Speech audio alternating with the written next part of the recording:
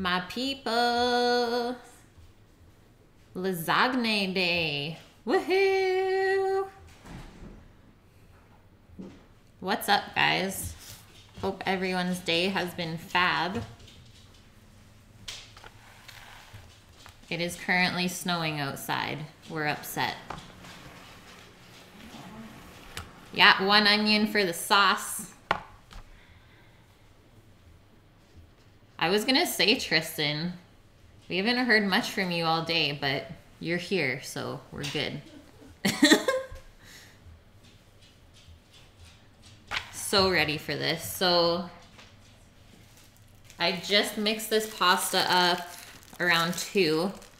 I used a little bit of a different recipe, but it's looking really good. It's nice and soft already. And it's definitely not the same amount as we used for the raviolis. Thanks, Omat. Yeah, I'm just letting it loose. The curls are wild. I don't know where they came from. You know what, guys? I haven't been to the gym in probably a good 5 days already. It's bad. Just bulking up, you know. Just been eating real good. Huh? Oh, they're going for a walk. Snowy walk. Gotta get the woof treats.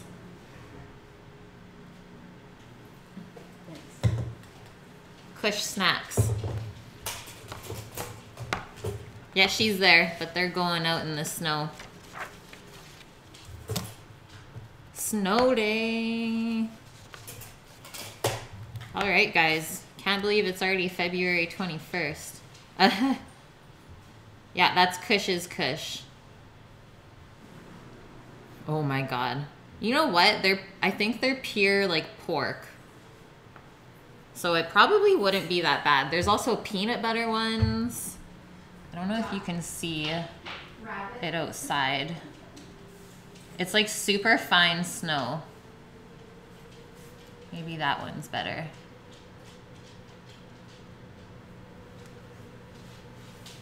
Oh yeah, you can see it in like the top left corner of the door there. It's a snowing. And then right here, pasta rolling. You know it. House tour for sure. No. Before it's gone. No house tour. Halal. Is that kosher? Kosher for Kush. I know it's getting heavier, hey? They said 2 to 4 centimeters for us today. Boo! You know what I didn't do though? I have to update my title and put Tristan in there. Terrible. I even put it in my planner and everything.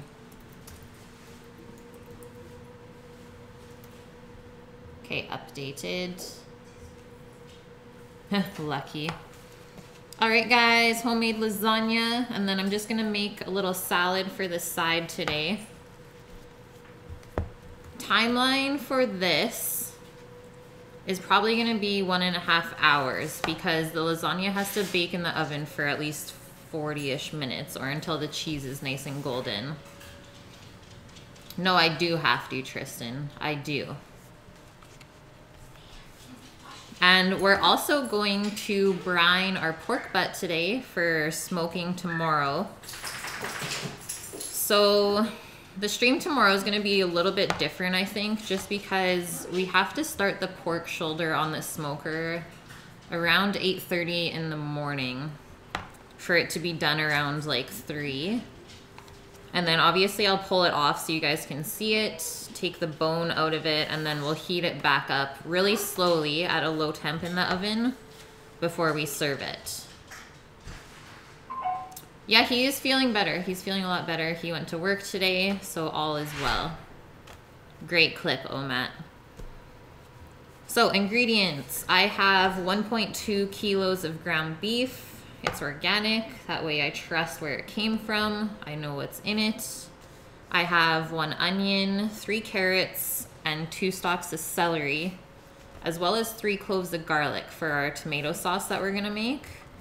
And then 2 cans of tomatoes. Those are pretty large cans. They're about 800 mils each. Some fresh basil, which is like super, super nice right now. Like my little basil bouquet. And lasagna noodles. So you can buy those by all means if you don't want to do the extra work, because they work just as well. No one's gonna know. I got basil falling on my feet for some reason. And 2 cups of ricotta or a dry cottage cheese. So I have both. You remember when I made the ricotta? And then this is a dry version of cottage cheese. So that way it won't make the lasagna too soupy. And then I also pulled out some extra ravioli filling from the other day. So we'll do a layer of that. An herb bouquet. That would have been glorious. Yeah, I honestly don't like getting flowers. I'd rather just have food than flowers. It's like, what's the point of buying fresh flowers when they're gonna die anyways? Buy a plant instead that I can take care of. And then for the top of the lasagna, you'll want either mozza or parm. I mean, you can do both, which is what I'm doing today. And we're gonna shred that up. And then I'm gonna mix in some dried oregano and parsley into our ricotta and cottage cheese for that filling. So I'm doing that layer instead of bechamel. I know that's a different variation on lasagna, but I'm gonna make it a little bit easier today and just do the cheese this way. It's what my mom used to do all the time, so I know it's good. Stale mayo. Terrible.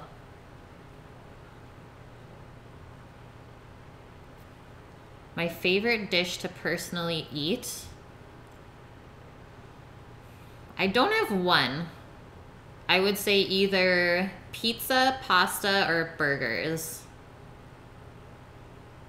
What kind of herb though? Is it the good kind?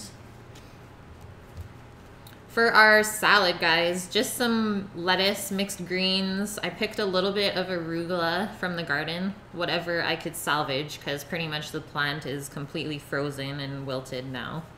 Really sad, but who cares, because we're probably leaving this house anyways. Barbecued neighbor. And then I have a little bit of different stuff here. So keeping with the Italian style, some marinated artichokes. And I'm gonna slice up some of these sun-dried tomatoes as well. And then I'm just gonna go to the fridge.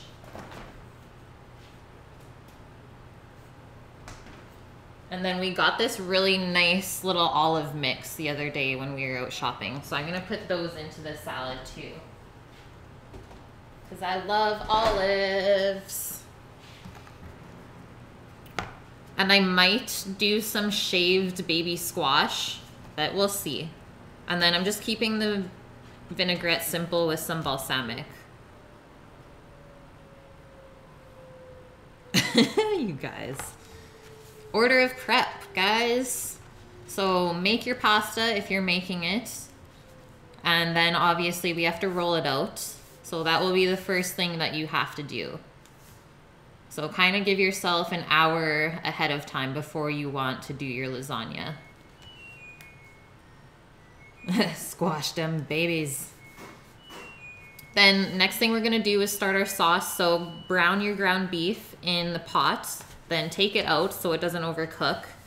Then put your onion, carrot, and celery into the pot. That way you can saute it in the beef fat. It'll taste delicious. And add the garlic about, excuse me, halfway through. Sorry, I ate pad thai for lunch and it's just coming up, I guess. So we're gonna add our garlic about halfway through sauteing our veggies, and then our tomatoes. Let that go for probably a good little half hour. Let it come together, and then we'll chop up some fresh basil to put at the end. So that way our flavor stays really nice and strong. Then after that is going, we can shred our matzah and mix our cheeses with the herbs. And then we can layer a lasagna. And while the lasagna bakes, we'll make our salad. So a couple different steps today, but this is an important dish I think everyone should know how to make. Like, it's just so good. And I can start the facts right now too, guys, because I know some of you want to go to bed soon. Yeah, cheeses. All of the cheeses. So, lasagna are wide, flat pasta noodles and possibly one of the oldest types of pasta. I don't think he's in here, guys. Rando's busy today. The name lasagna commonly refers to a dish made with several layers of pasta sheets alternated with sauces and other ingredients such as meat and cheese. Lasagna originated in Italy during the Middle Ages and has traditionally been ascribed to the city of Naples. Brushing his eyebrows. Yeah. He's like, I have to sharpen them up for this stream. So the first recorded recipe was set down in the early 14th century in a book called Liber de Coquina, aka the Book of Cookery. That original recipe was composed of a fermented dough flattened into a thin sheet, which was then boiled and sprinkled with cheese and spices. But that's as far as they went, and then they ate them with like little wooden picks. So I would imagine that it was cut up as well afterwards.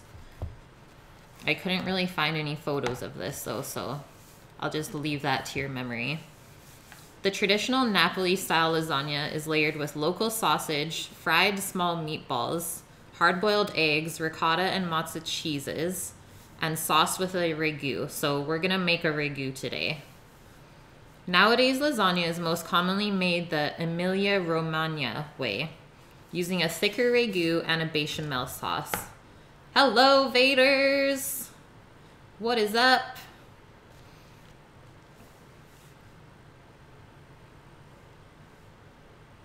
So, using a thicker ragu for the Emilia-Romagna, it's also called lasagna al forno. So, al forno means baked in the oven. Pastas from the Emilia-Romagna region and its capital, Bologna. Shout out to Bologna, I've been there. I love Italy. These are almost always served with a ragu, which is a thick sauce made from mirepoix, so onion, carrot, celery, ground pork and or beef, and tomatoes. Hi, Lori, what is up? Ooh, chicken liver. That's a good one. The food was so good, guys. All I did, though, was, like, go around and find all of the best charcuterie and cheeses. We're gonna make a bolognese. No bechamel today, guys. I didn't want to overwhelm you. So now I'm going to blow your mind a little bit by telling you that the actual origin of the word lasagna is derived from the Greek word legonon, which was the first known form of pasta. Oh, it was so good. Like, the mortadella just made my life. I'll see if I can look up where I ate, like, the best spot, and I'll post it in chat in a little bit. So this was a very simple dish consisting of layers of pasta and sauce. Basically, it got its name from the method it was made, not for the ingredients. Nowadays, lasagna refers to both the ingredients used and the method of layering. We can even find variations using vegetables for the layers instead of pasta. Keep in mind, though, that these always turn out a little bit more watery since there's nothing being used to soak up the liquids like the pasta does.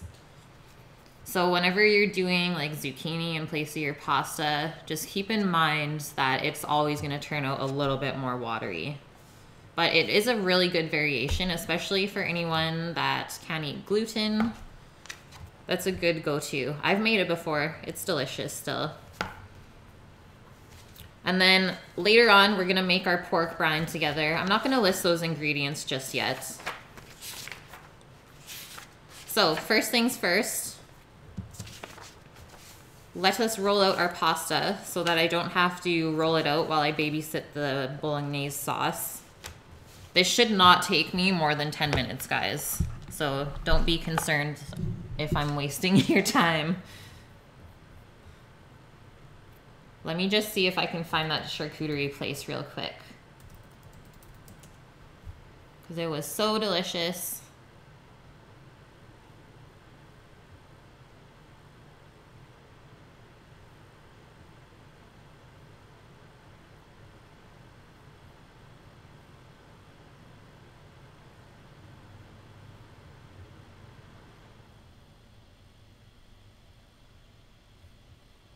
I think it was this one.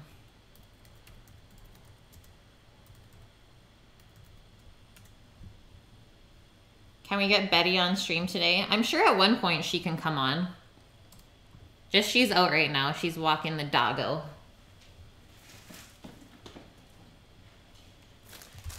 Oh, and if anyone wants to quickly screenshot this or write it down, this is the pasta recipe I used. And it may or may not be stolen from a really good restaurant in Vancouver. Okay, carrying on. Let's do this.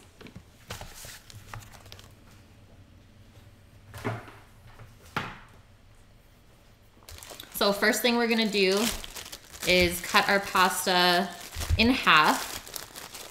This is definitely about half the batch that I did for the raviolis the other day. Yeah, thief. Let it be known that pretty much no kitchen or restaurant idea is original.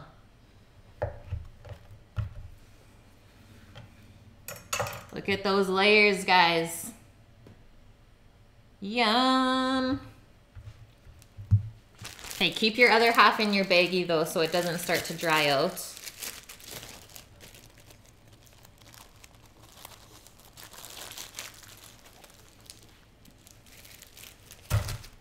Yeah, that's probably true, Lori. There you go, Omat. But I don't like my beef to be like really, really overcooked and dry tasting, so I'm gonna put it in near the end instead. But we can definitely all see how it turns out together.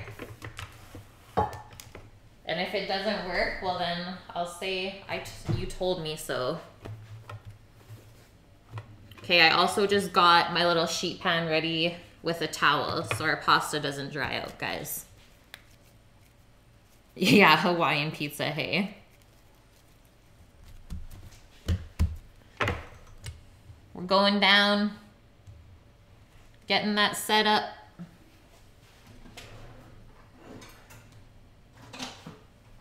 Gotta get this guy out.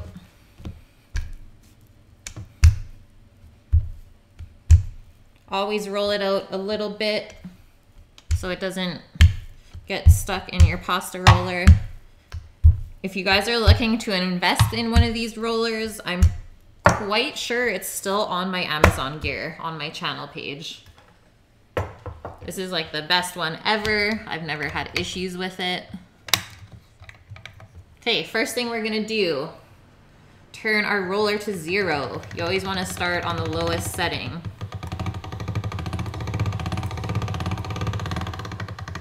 And work your way up. We're also gonna do a couple folds on the way. Can someone time me doing this? I really wanna know how long this is gonna take me to do.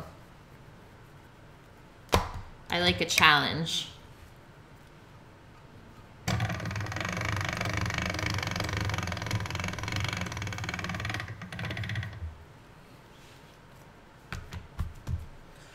I'm gonna go up to 3 and then we're gonna do our first fold.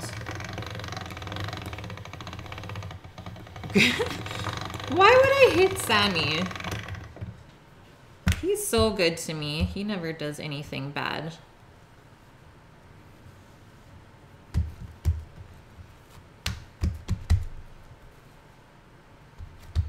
And doing these folds is gonna help our pasta be really, really nice and silky and smooth.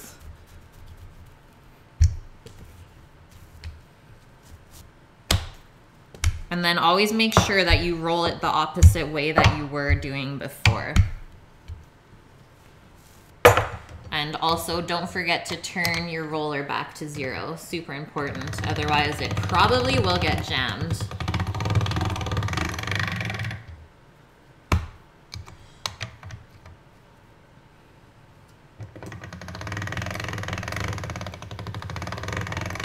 Yeah, Lori, never use like an extra lean ground meat in your lasagna, because that's gonna make it taste really, really dry. So I just have a lean ground beef, no extra lean here.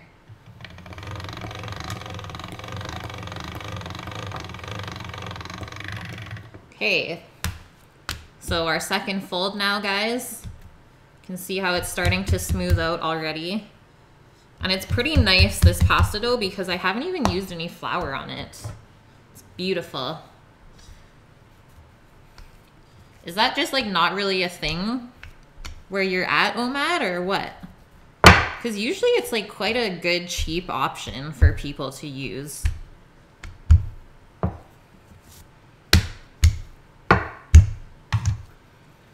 Okay, now we're gonna take this, I think, to about 7. We're not gonna go all the way to 9 because I don't want this to like fall apart in the pan. I don't want this sheets of pasta too thin. So I think about 2 notches before is gonna be perfect, and that way they'll hold up.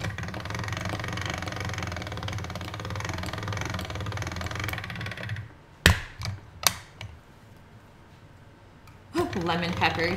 Not today, sir. Not a chance. I'm pretty sure all of the Italians, if there's any watching me, would just like curse at me.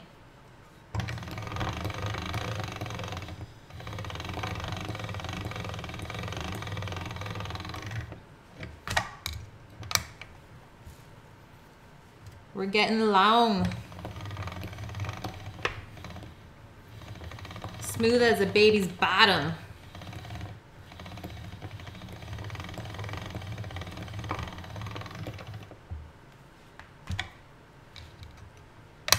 Interesting, Omat.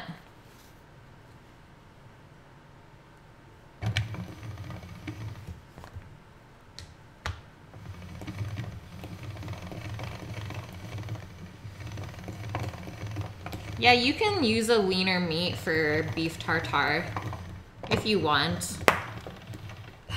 Did you guys hear that pop? That was unreal. Okay, we're at 7. That's already 1 sheet done.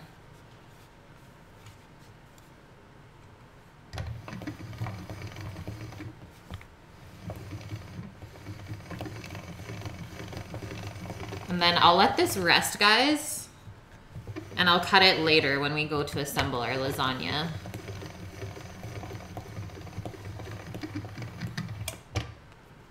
So there's our 1 sheet. Super, super beautiful and smooth. It's exactly what we want, because we can still see through it on the counter, right? So that's about as far as you have to take it.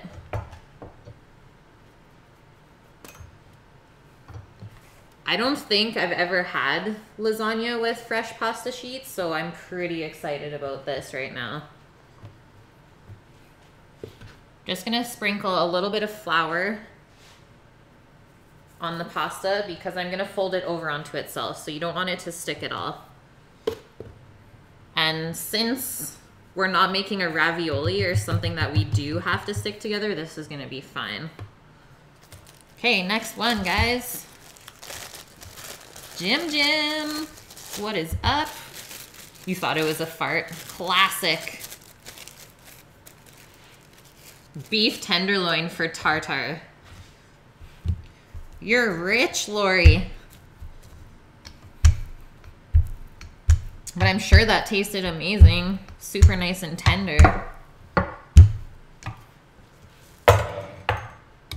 Okay, all the way back down to 0.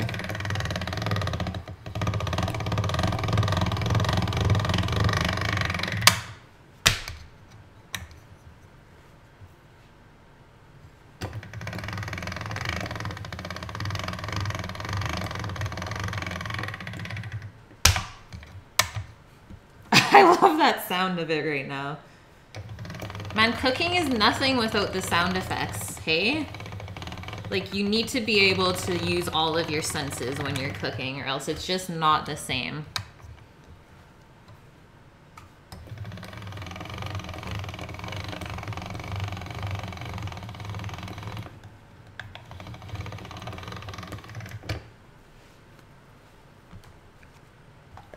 Hey, no sticking.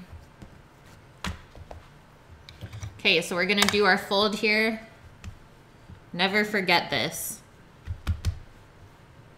It also helps to strengthen your pasta a little bit as well. And you'll definitely notice a difference if you don't do these folds.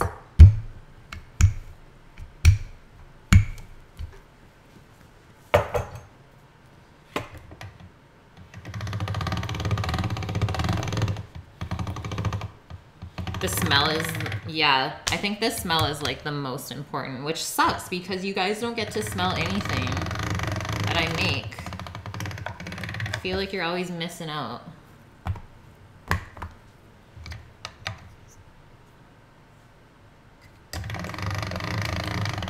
We'll see how it goes, Lori. Like I said, I've never done this before, so I'm all about doing first with you guys. That way it's not as scary, right? I got a crew behind me.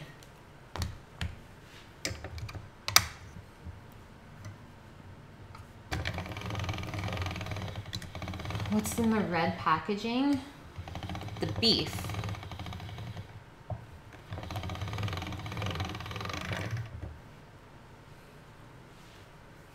And then, yeah, the spices are beside it. Okay, I'm already all the way up to 4 again. Last folds, and then we're gonna go to 7. I think this dough recipe is a lot better than the one I used for my ravioli. Just I totally forgot where I put it. And I found it today when I was going through some papers. So I'll show you the original one because it's pretty hilarious.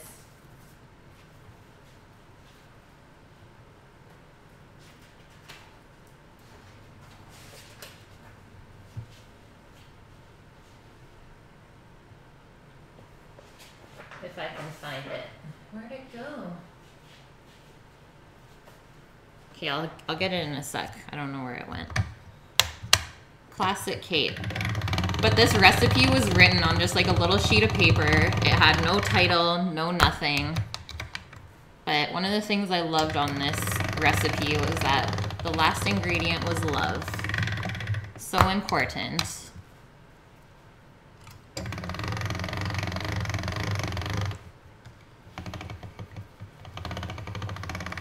That's awesome, Lori. Well, it's good to have an expert in here with me.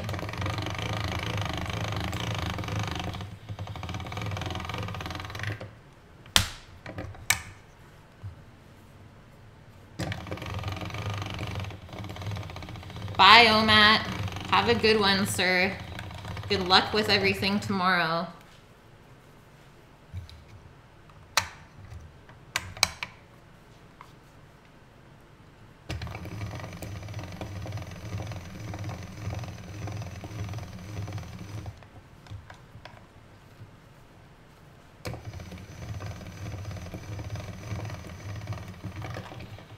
One more.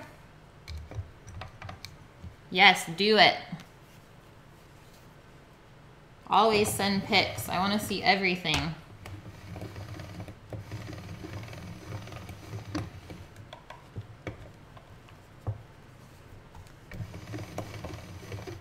Oh, by the way, guys, I made this pasta dough in the food processor instead of in the mixer like last time. So I also think that's why it did turn out a lot better as well. Like, that was super effortless to roll out, and it looks beautiful. Okay, that's it. We're done. So hopefully that gives us enough for, let's say, 3 to 4 layers in our dish. Oh, God.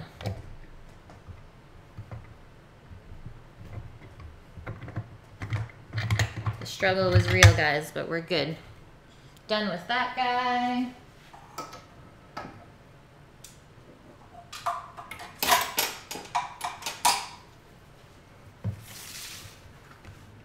Hello, abs.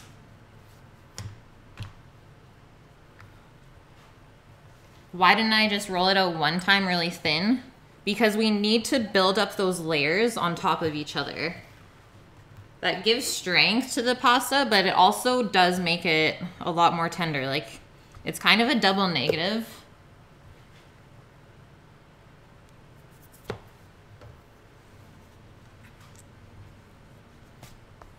Kind of like kneading bread, I guess. Okay, that looks good to me. Happiness can go sleep for a little bit. Yeah, 4 layers for sure.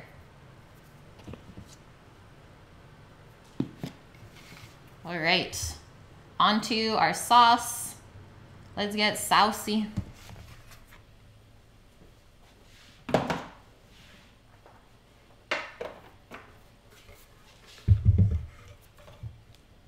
Did anyone time me? Because I don't even think that took me 10 minutes. Which is amazing. Tristan, you're starving?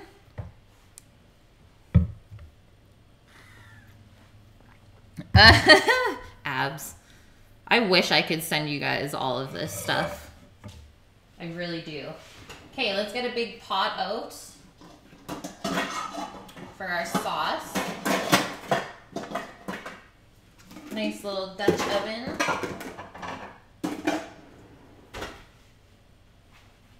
I'm gonna do it on the big burner, that way the ground beef will brown up really nice. Let's get a little switcheroo first.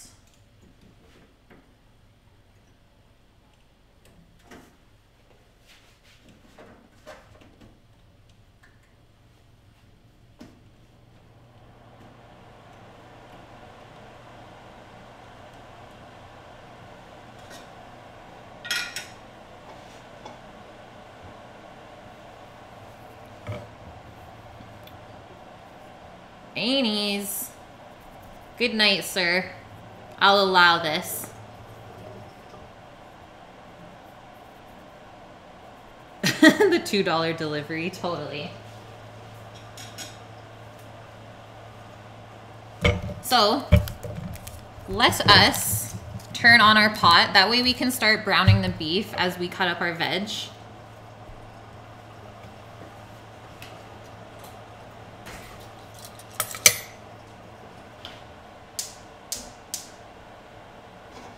Go for a nice high heat here to start. That way your beef won't sweat in the pot too much. You want to get some really nice brown flavor in there. The trusty wooden spoon. That may also be used as a weapon in some people's childhood.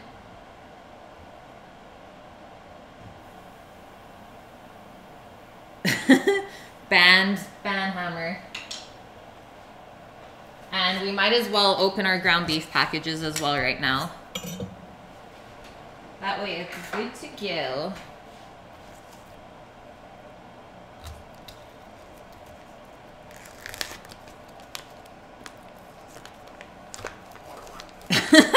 Jim. It's gonna get hot.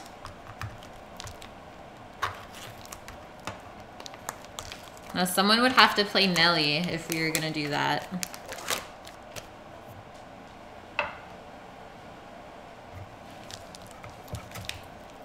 Yeah, someone's gotta get those clips.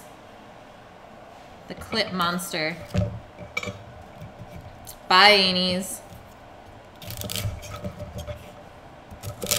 So I'm just cutting the ends off my celery to start. Then I'm gonna give them a little wash. They're usually pretty dirty at the bottom part of the stem. Freaky Friday. You guys are crazy. Maybe I'll surprise you one day. But I ain't doing that shit for free. Not a chance.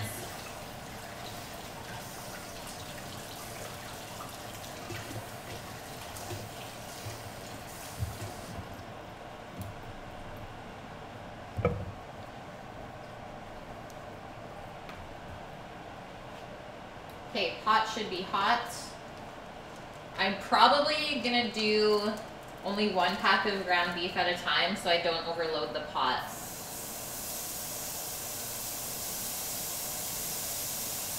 We don't want to boil it at all.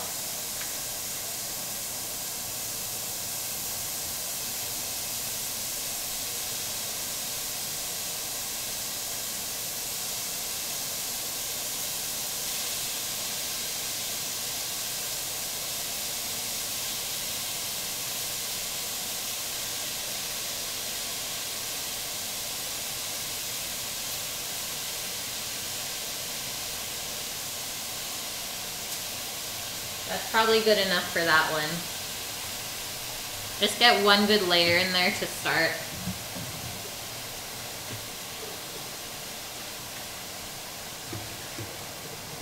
And then obviously you'll need a bowl as you strain out your beef.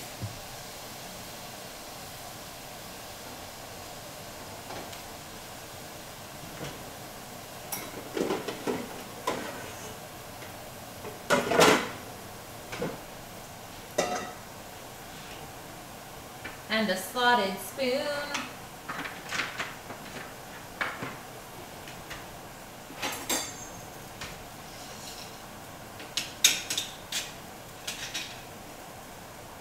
Get a little stir action in here.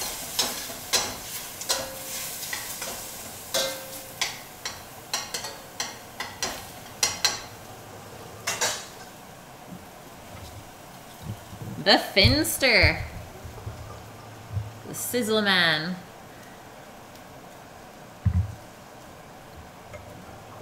Yes, Jim. Come and be my cameraman. Yeah, you were, Finn. Okay, guys, who's gonna clip the onion today? What are we on, 15?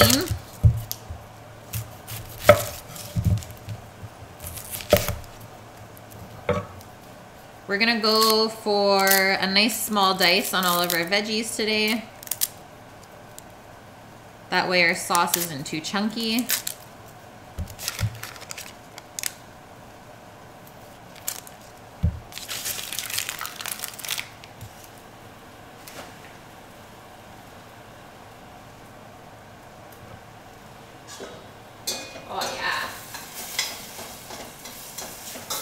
We already got some beef fat in here. It's looking good.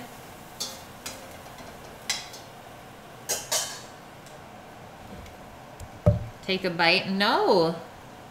I need 15 subs for that. That's not just a thing.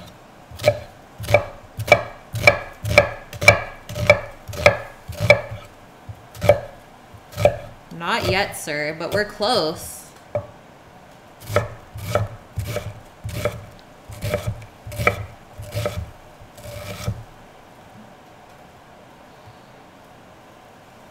Okay, I'm not gonna risk it because I don't feel like cutting my fingers off.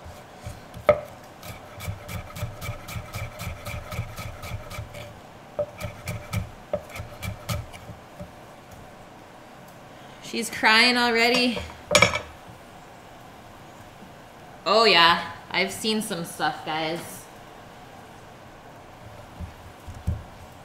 I mean, I've like sliced like part of my knuckle off and stuff before.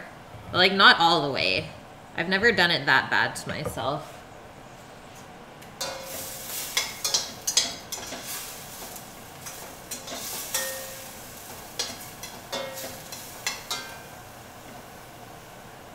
Okay, first round of beef is almost done there.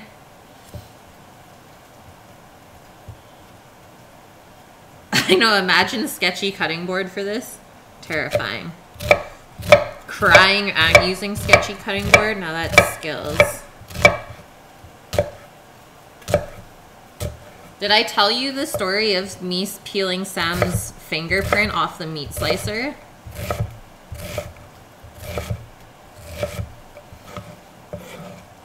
There he is.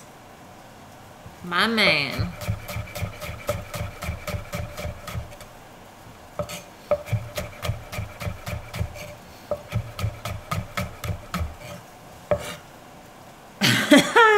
Okay. I'll tell you guys in a sec.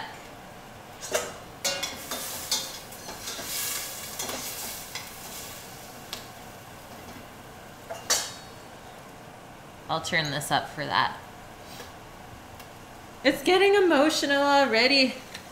Okay, so this one time at work, at our last job at the brewery, Sam was cleaning the meat slicer, and you know what his first mistake was?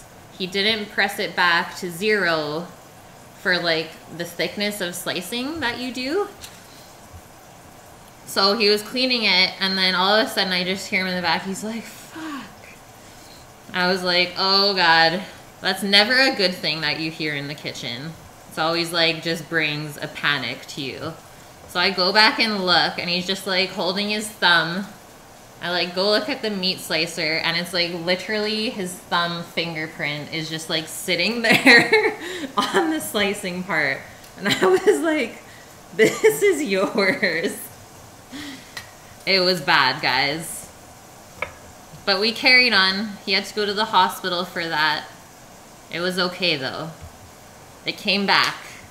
We don't have a criminal on our hands yet. Yeah, really, really gross. But that stuff doesn't freak me out. I don't know why.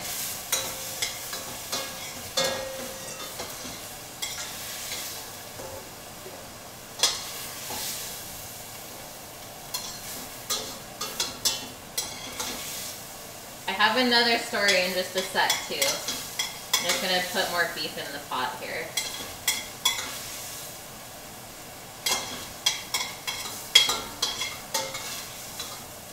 I don't know why, but guys tend to injure themselves in the kitchens a lot more than girls do. I guess just because they think they're like Superman, right?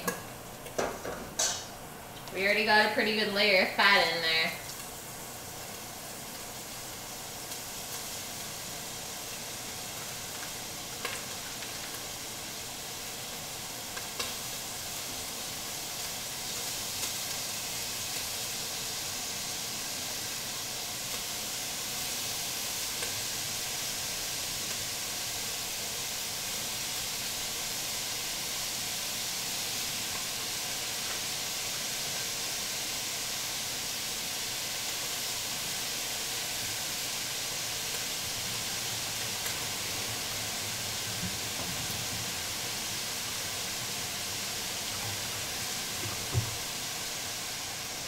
Yo, Rando.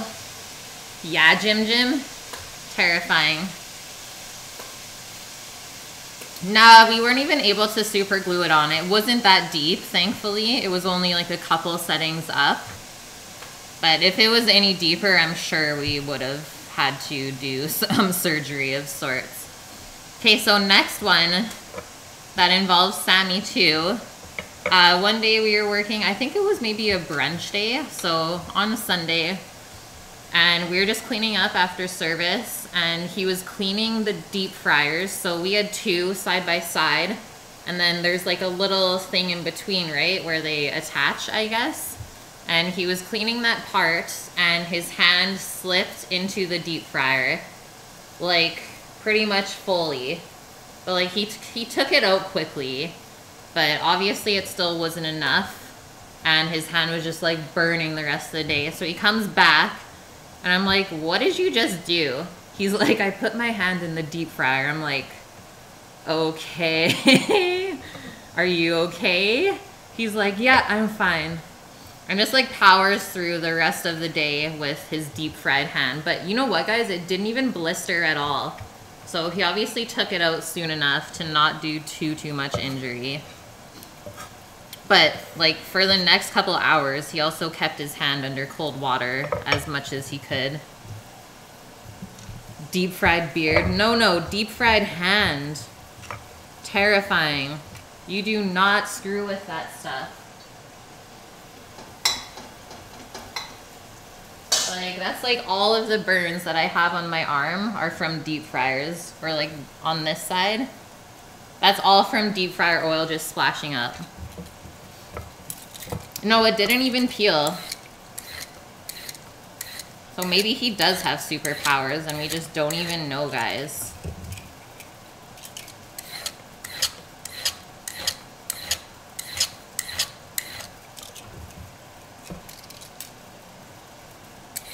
No, not from World War II. Just deep fryer battles.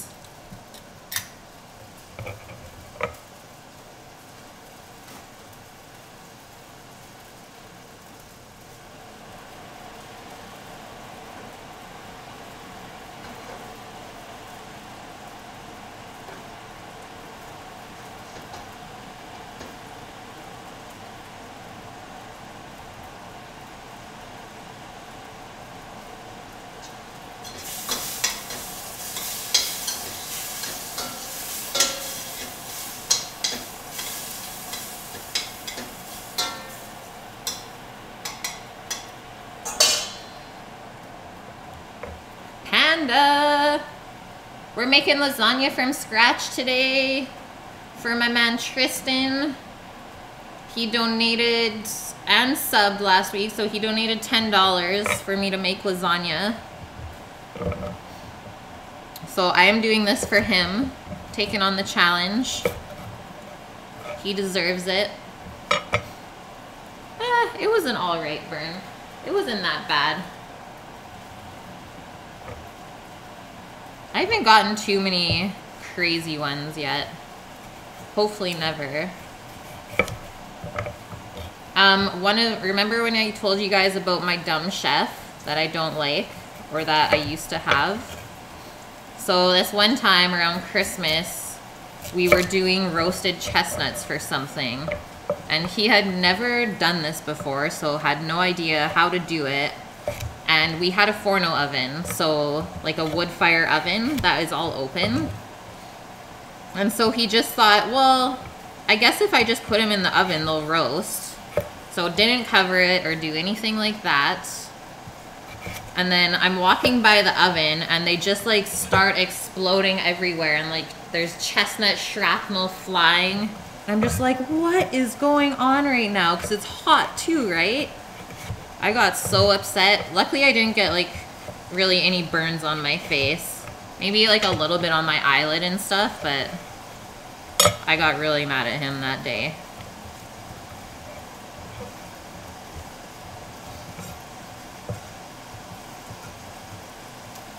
Yeah, take cover. Terrifying. Okay, I'm just dicing the carrots, guys. I hear my beef sizzling, so I think I'm gonna go take a look at it. It's starting to cook a little bit faster now.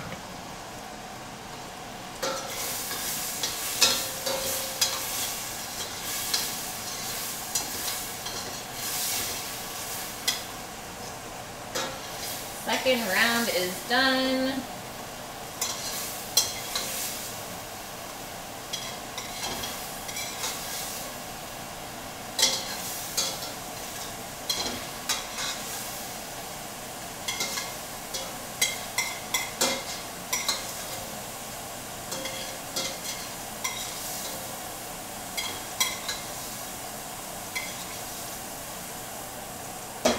Get our last bit into there.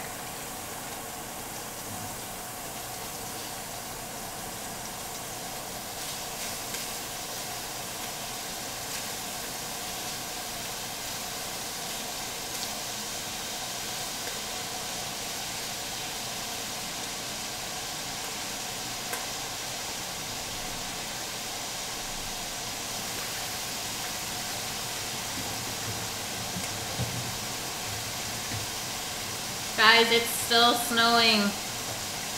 It's starting to stick. Happy February. It will be, Tristan. The stuff was supposed to come today from Amazon, but if it doesn't come today, it should definitely be here tomorrow. And then I'll post a photo of Sam's computer in Discord because it's so freaking cool.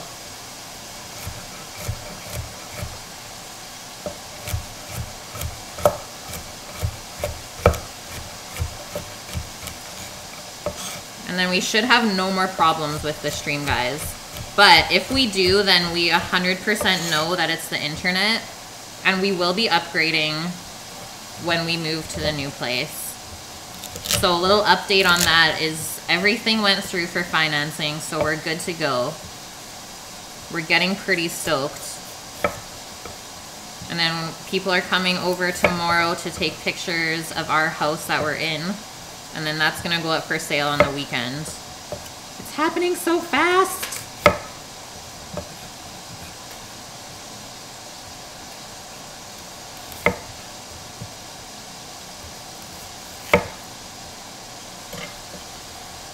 It's my parents' house.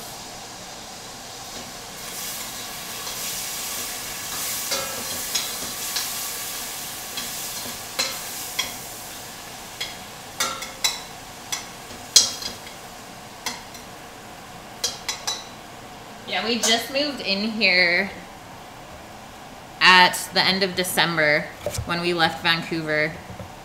So it was just too expensive. And then we've been looking for like a house that suits our needs and has a separate suite downstairs for Sam and I to live in. And then that way we can help with the mortgage and just help everyone with the family instead of giving someone else like our rent money, right?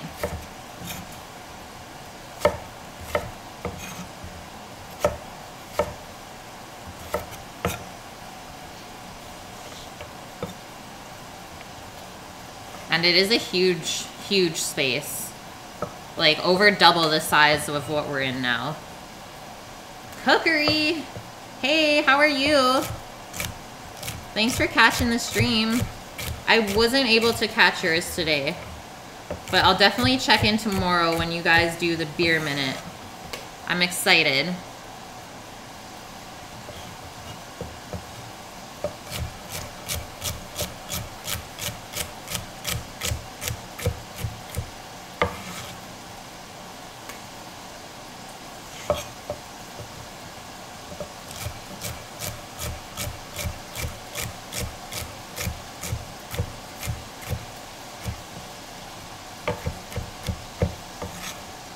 Okay, there's our mirepoix. So that's gonna go in as soon as this beef is done. What? What did I just miss? The first order. Thank you for the host. I appreciate that. Jim, what are you getting? Yeah, Tristan, they're gonna move upstairs and Sam and I are gonna be downstairs.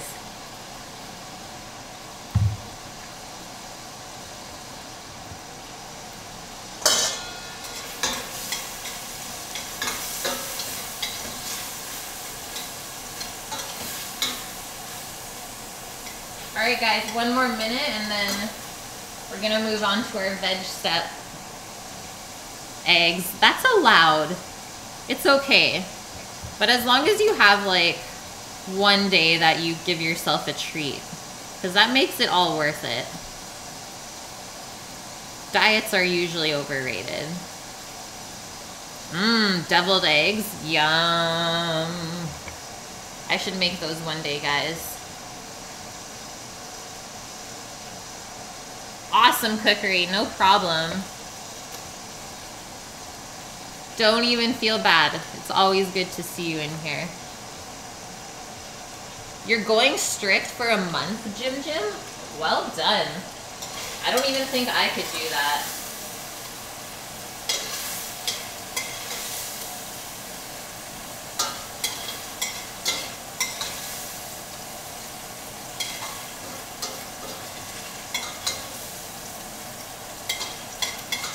All of this delicious beef fat. Hell yeah. Alright guys, careful when you put the veg in because it might splash a bit.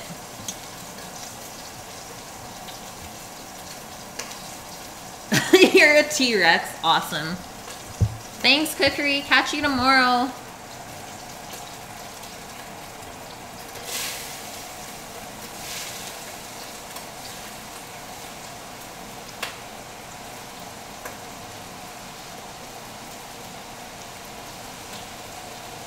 This is a lot of veg for the sauce. We might end up with more than we think we need, but I'll just jar it up and be able to use it in something else. Yeah, that sizzle is right. Okay, I'm gonna switch to our wooden spoon now. Give this a good stir. Make sure everything's nicely coated.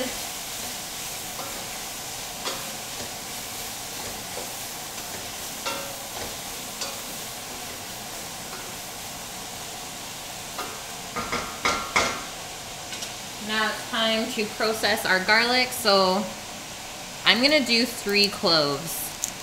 Thanks, first order. We're doing lasagna today.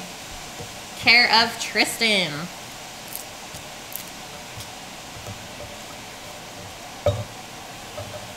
Oh, I'm so excited for that part.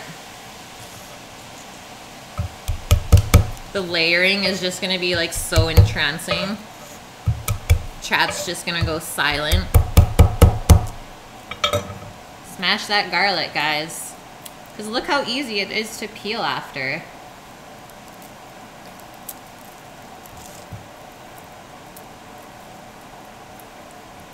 So I went to the butchery shop today. I don't know if anyone saw my Instagram story.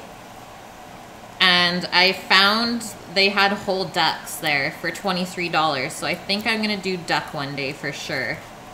We'll do a little bit of confit on the legs. And then take the breasts off and use those for something a little bit fancier one day. And make a really nice stock from the bones. Gotta love that confit. Yes. Yes, Finster.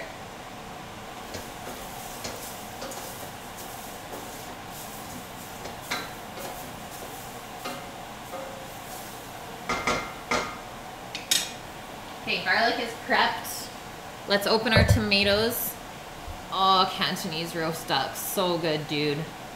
There's a place in Vancouver that did barbecue duck, and you can't beat that. Actually, one of the last days we were in Vancouver, we went to go grab a duck from this place. And I kid you not, it was like right before Christmas, right? So all of the Asian people were loading up on their duck. And we go in and Sam asks if he has one left. And literally like 10 minutes before we got there, someone called in and canceled their duck order. So I lucked out and got the last duck. So good. And this place is just run by a father, a son, and an uncle. It's unreal. If you want to look it up, it's called HK Barbecue. Yeah, I was so stoked. I was like, I got my duck! Such a lucky duck. You've never had duck. I really, really like duck. Obviously, if it's prepared the right way, though, right?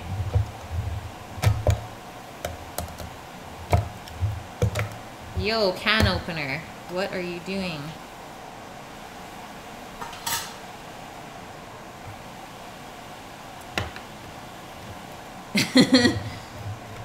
Put it in your face, Tristan. Do it. Okay, I have 1 can of whole tomatoes and 1 can of diced tomatoes here. So I may or may not have to crush these up with my hands. And that is all right.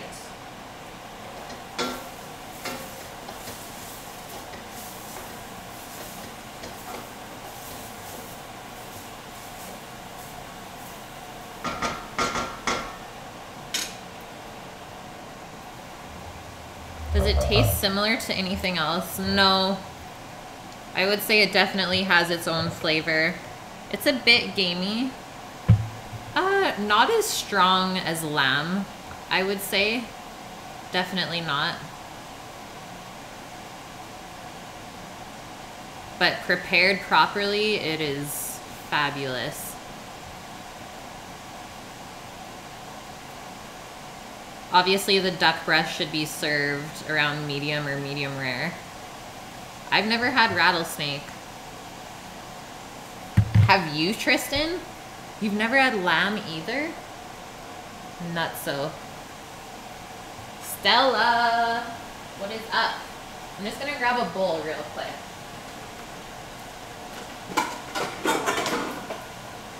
So I can crush up these tomats. Lamb is also one of my favorites.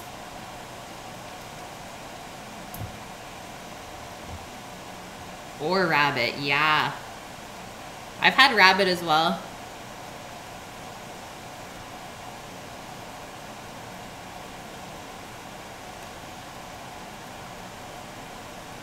And crocodile or alligator. I've had that too. But nothing else. Oh, and crickets. It's true, Stella. I did not love that though. If I had the option, I wouldn't. White turkey? Are you serious, dude?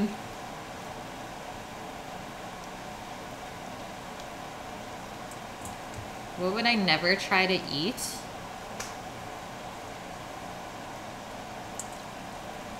Humans. I would say probably dog. I don't think I could eat dog. Even if it was like a religious custom or anything like that, or a culture thing, I don't think I could do it. Rocky Mountain oysters. What? First order. Thank you for the cheer.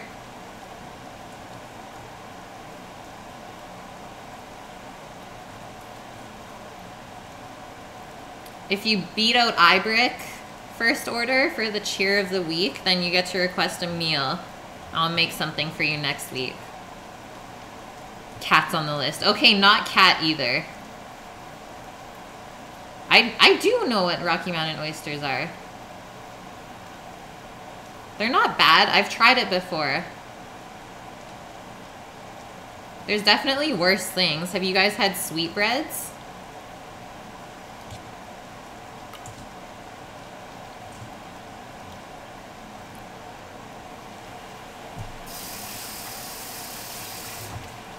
But one thing I hate is liver.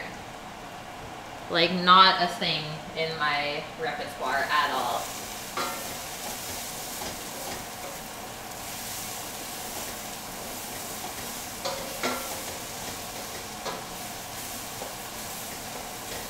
Okay, onions and stuff are almost there.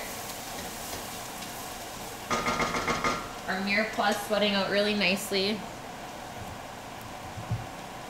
Sweetbread. So that is a gland.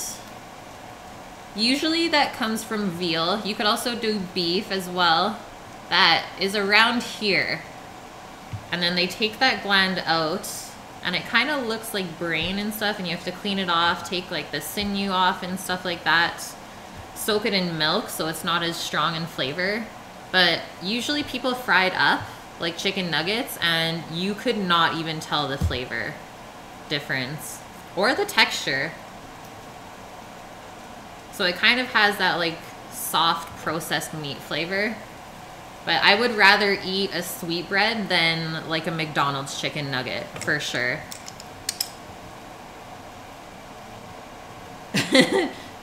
Yes, Jim. Just imagine there's pizza, no sweetbreads. Okay, garlic is going in, guys.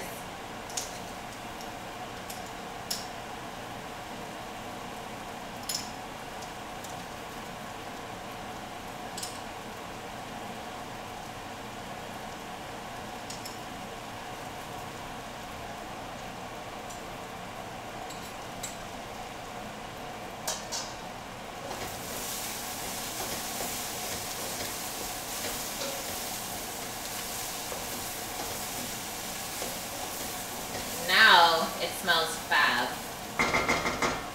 It's getting real. It's getting real. Oh, bread pudding. Yum.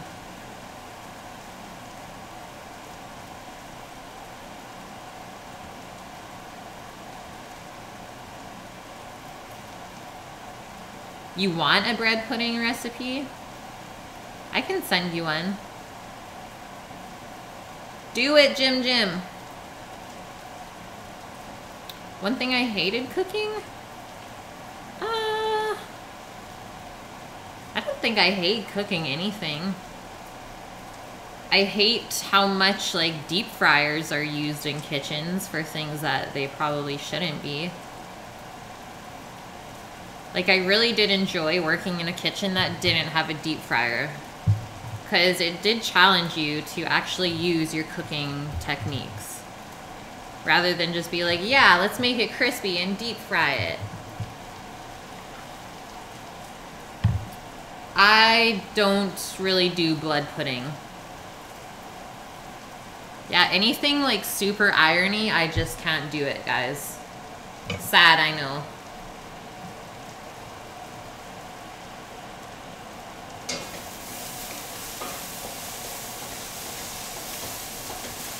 All right, this pot is looking amazing.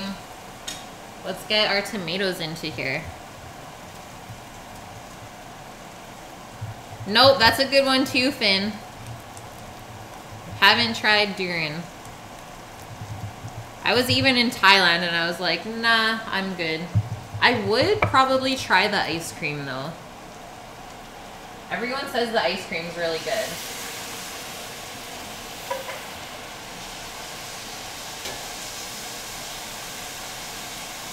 And now, guys, we're gonna turn our pan down to a medium-low heat. So we're just gonna simmer this sauce now. Have you had durian? I would try haggis, I'm sure. And what is up, Killy? Baloo. Nope, haven't had that either. What is Kopi Luwak? I'll have to look that up, Stella.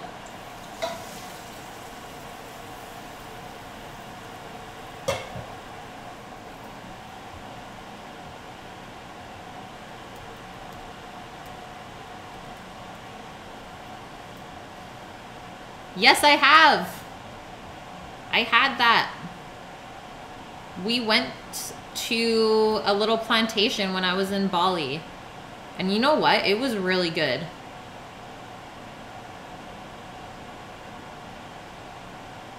I don't think I could have Baloo either. Ugh. Or even like the century egg.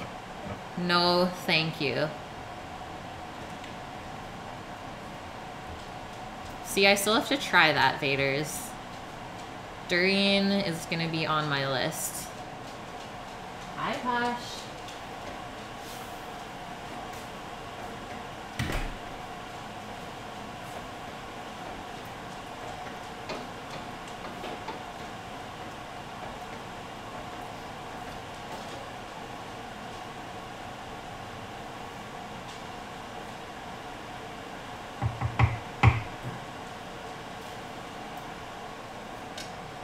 Alright, guys. I'm not going to put the beef in just yet.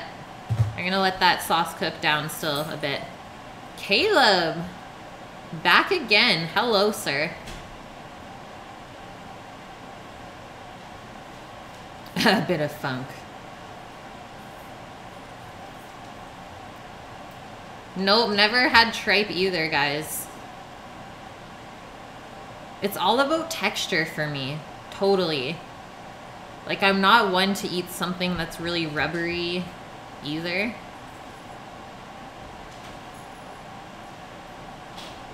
I just can't do it. I guess if I didn't know, that would probably be the best way. Yeah. Just be like, yeah, it's squid, guys.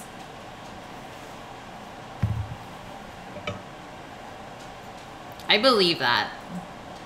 Yeah, they're back. Still snowing. Look at it now. The egg is covered. It's all white.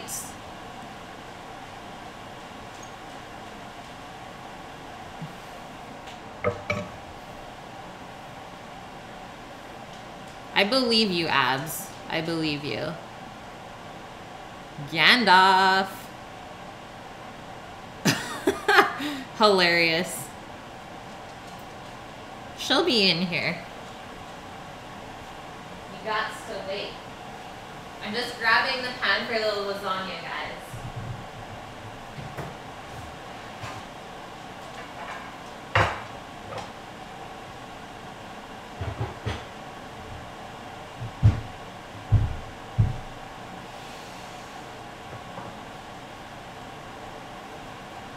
Ta-da! So this is a big 13 by 9 pan. Let's check our pasta. It's not drying out at all, so we're good. I just want to make sure it's not sticking, because that would be sad.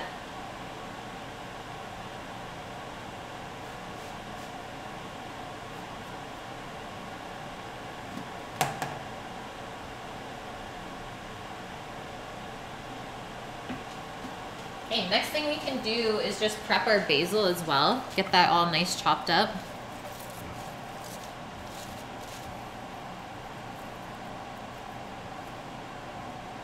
Yeah, all of the lasagna.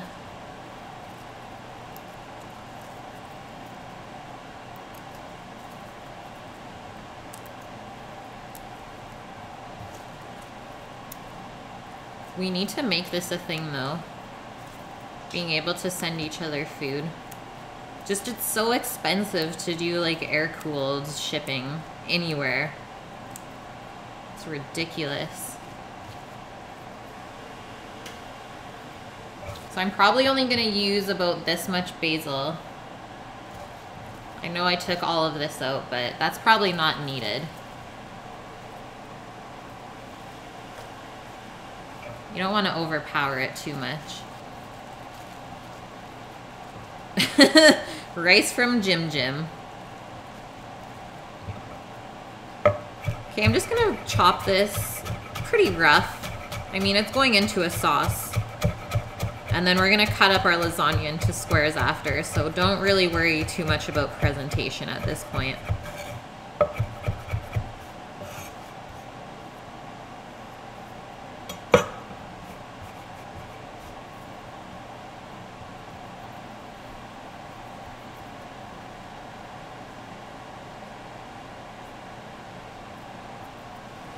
Tristan. Okay, we're almost simmering.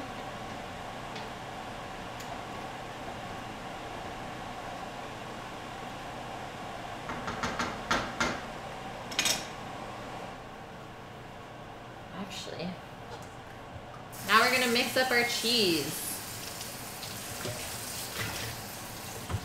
Cheese it up.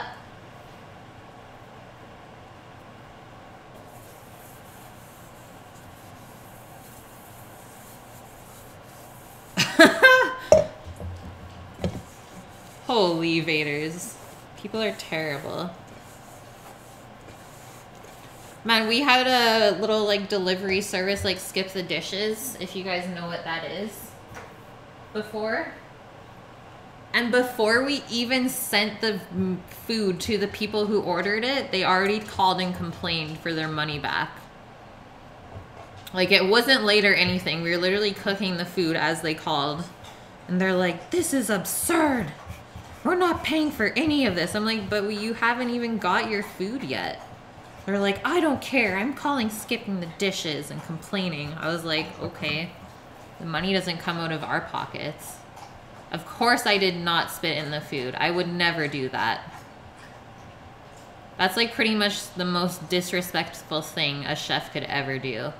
Like, we don't even joke about that in the kitchen. Oh, I just handed the phone to my manager. I was like, I'm not dealing with this. Not a chance.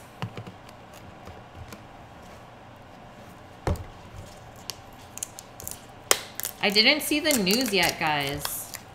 Yes, I have seen Waiting. Hilarious. I love that movie. What happened today?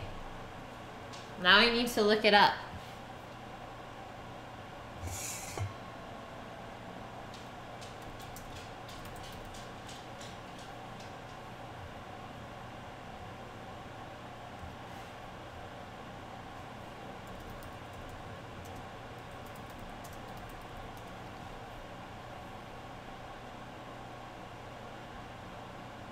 The KFC crisis? Is that what it is?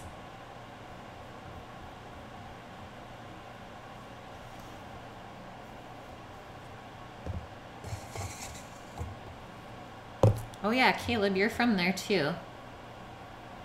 Life-threatening KFC shortage. Wow. Really, world?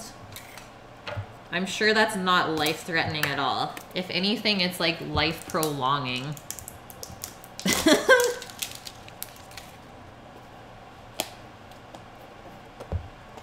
KFC used to be good. Okay, so here's the cottage cheese. So there's none of that liquid in it that you usually get. And then here is the ricotta. Really, really nice and creamy. Look at that sheen. They're closed? What is going on? Oh, we're sizzling. The pots are sizzling. Okay, I probably won't need all of this cheese. So let's start with about half of each. Because I also still have that mushroom ricotta layer.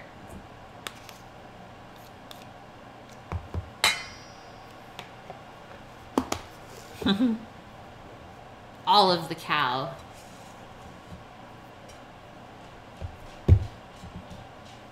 Yeah, hey. Abs. I love that. Call it like it is.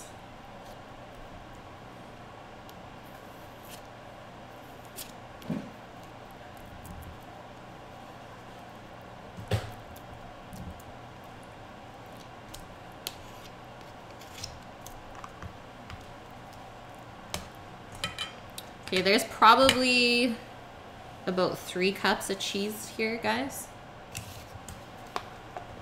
Let's not make more than we need, though.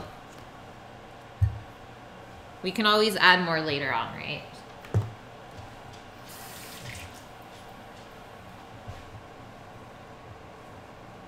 Yeah, hashtag priorities for sure.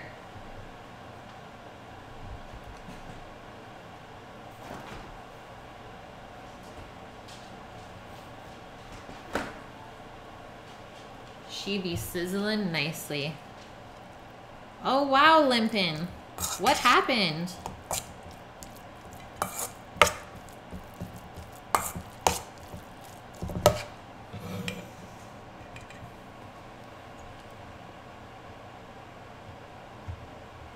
We're getting cheesy. Oh, I picked Italian seasoning. Well, I guess this will work. Okay, Italian seasoning. Thanks for the follow again. I'm glad you're back. And just some parsley flakes.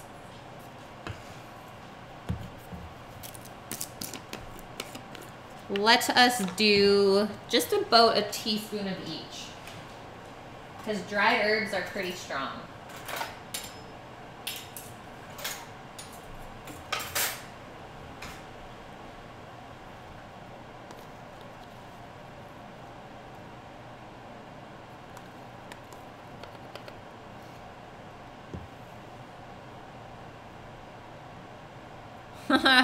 That's hilarious, Limping.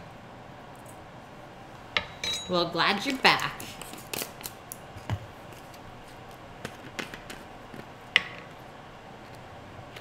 That's crazy, Tristan. Is he even allowed to tell you that? I feel like he shouldn't disclose that information.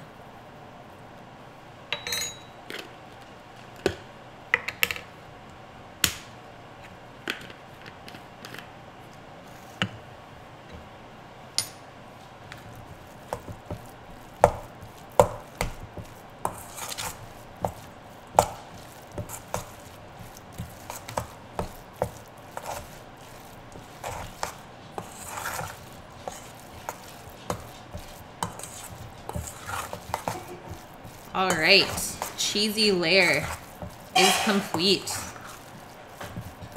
Hell yeah. Shall I taste it? Mmm. Delicious. I don't get a huge herb flavor in there, yes, because it probably won't come out until we start to heat up that mixture.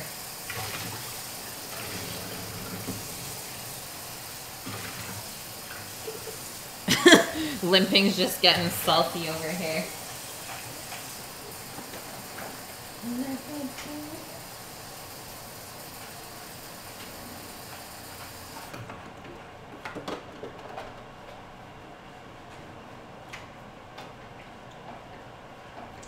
Okay, I'm gonna turn this up just a bit. Getting turned up.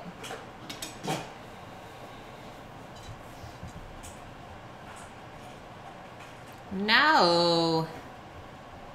Okay, but real quick, I'm gonna do a spice drawer tour because I think it's pretty impressive, the spice drawer that we have here. So look at the other camera.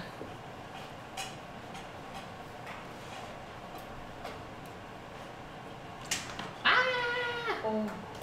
Oh. Scared gosh. Okay, my camera thing fell down, but I'll fix it after. Okay, we're good, we're good.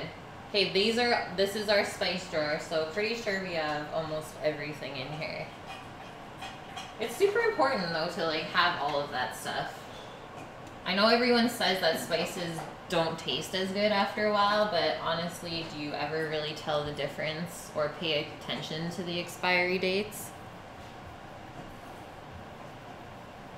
Okay, I'm just gonna quickly put my cord back up there so it's out of the way. I don't want to trip on it at all.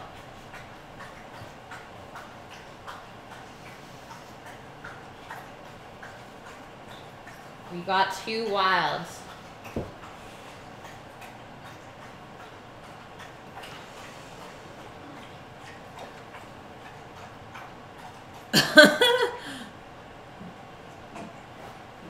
I thought so, guys. I thought so. Okay, now I'm climbing on the counter because YOLO. Mom's scared, guys. Well, She's 'cause being you're scared. Slippery little socks. Oh, good Lord. I'm out.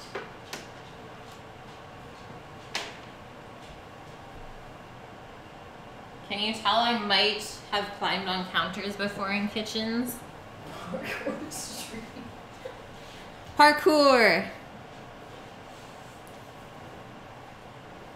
Y'all know what it is. It had to happen. It was a must.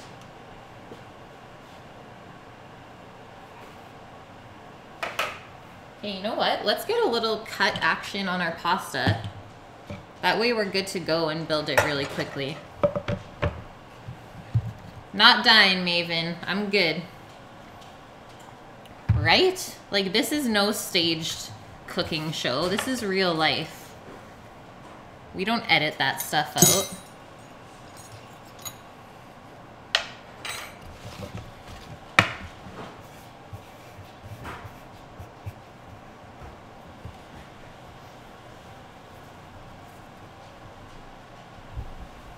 Okay, yum. It's looking good.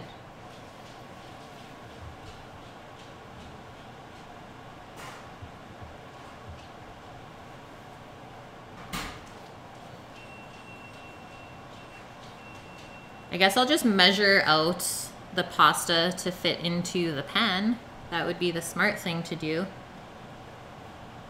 It stuck a little bit, but not really bad, so we're good.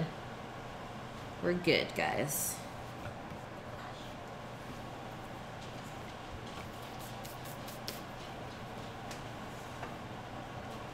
So I'll just put my pan in front of me and kind of measure out the length that way.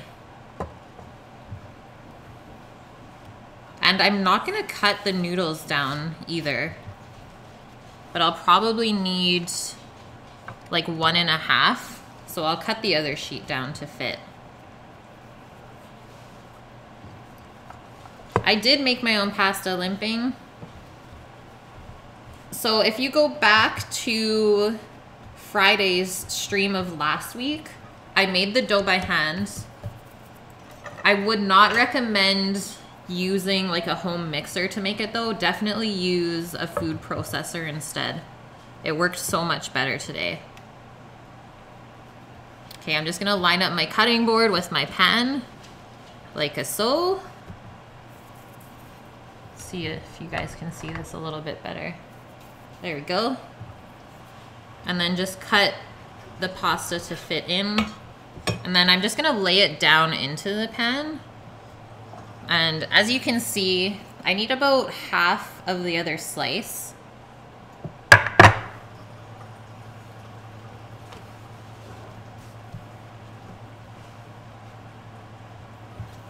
So let's do it like this. And then just cut it down this way. And then we should be good to go. At least close enough. If I want though, I can cut off this little piece right here and just stuff it in the middle there. Was Friday when we had all the trolls? Honestly, I don't remember. Every day is so different. Yeah, that was a fun stream. It was crazy. We did grilling outside. Fam Jam was in on everything. Okay, so to me, that is good enough. If someone complains about there being a little missing piece of pasta, well, I'm not gonna say what I would tell them. Yeah, and Taco Tuesday. Thanks, Limpin. Okay, where are we at? It's 4 o'clock now. We're doing good, guys. We're doing good. We usually eat around 6, but if the guys come home early tonight, which they usually let me know, give me like an hour's notice, I could put in the lasagna a little bit earlier, right? Because I know it takes 40 minutes to bake.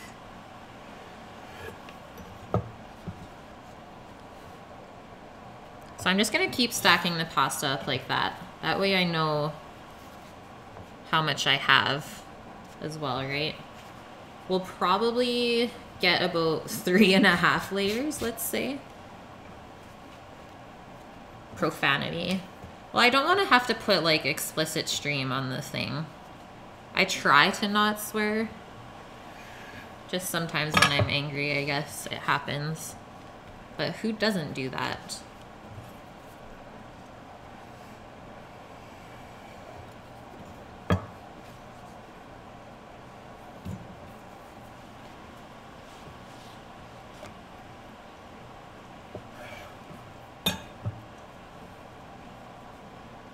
It's midnight in Scotland.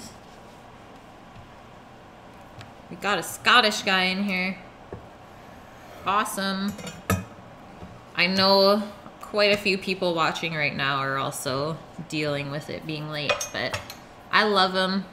Okay, so I got 3 layers and then these 3 hilarious pieces that I'll just probably use for the top layer. Because we're just gonna douse that in cheese and sauce anyways, so it shouldn't really matter. Okay, now let's work backwards again and just lay our pasta strands or sheets together. That way we know which one goes with which, and then we can assemble our layers really easily after.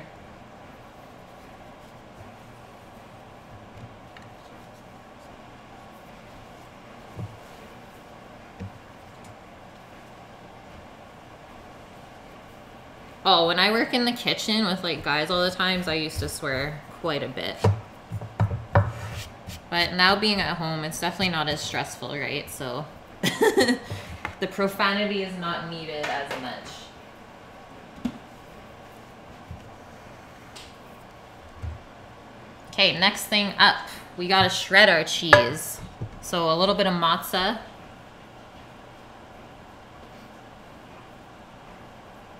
Yes, Jim, 2 a.m.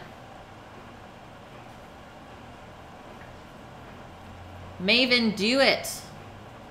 Limping, I am in PST. So if you guys are ever wondering what my schedule is, it's on my channel page.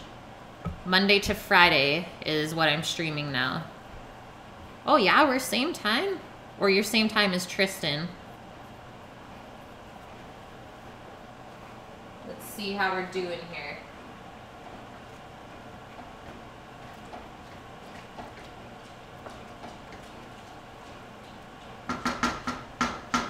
Let's go probably 10 more minutes with this sauce. Cook some more of the liquid out, and then we'll start to assemble.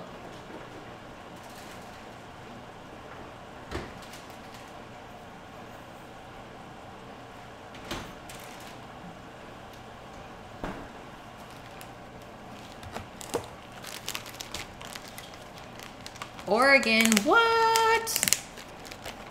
Limping. You should come visit, or I should come visit you. I've wanted to do a road trip down there for so long. Oh my God. Food trucks.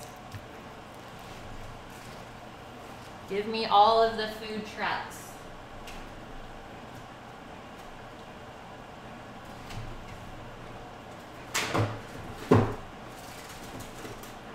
Hey guys, you know what this means.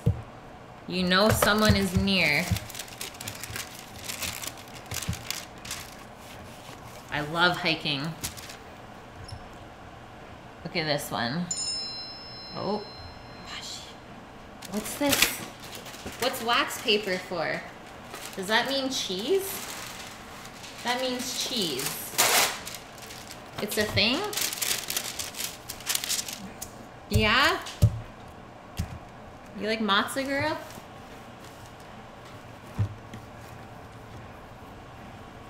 Soon, Finn. Soon, my dude. I mean, I hope so, at least. I don't know what kind of timeline I should give myself to complete that. And why are we so sideways now? What is going on here?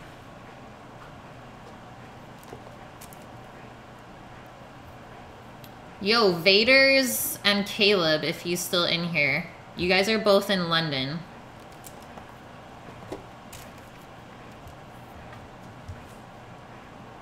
Oh, snap. Barry and Francois are already on their way, guys. I better hurry my butt up.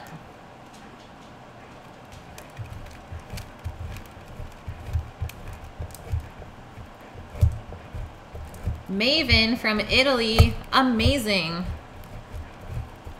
Well, hopefully I don't disappoint you with my lasagna.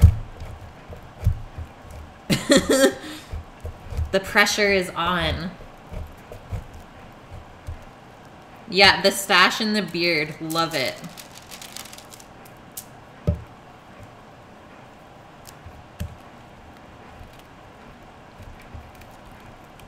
Tutto bene.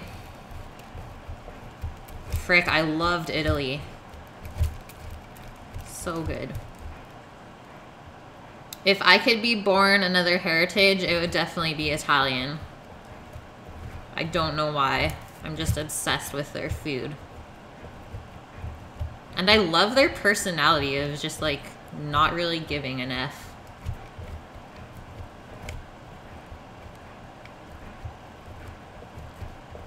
Yeah, but we learned today, guys, that lasagna is actually derived from a Greek word. Craziness. Okay, the cheese mountain is almost complete.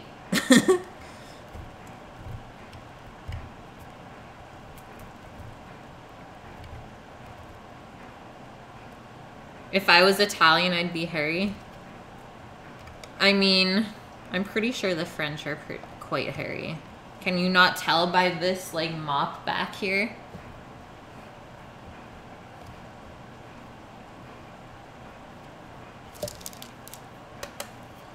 Cheese mountain. I think we're good with that. But I still have to add the Asiago. So I'll mix it all together. That way it'll get spread on really nice and evenly.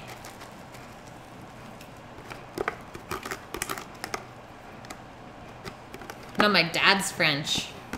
That's why he's Francois. A German limping? That's a good one too. And I totally forgot to give the Doge a cheese snack.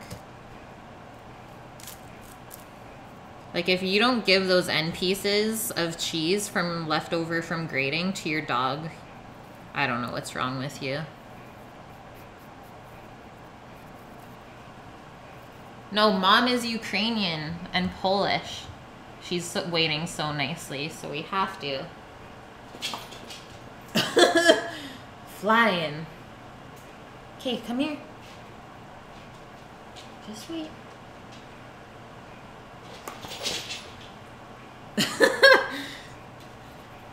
I can't get sick of that, guys.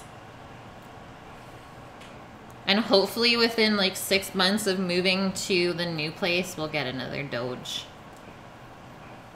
A Pibble. A cute little Pibble pup. We'll rescue him.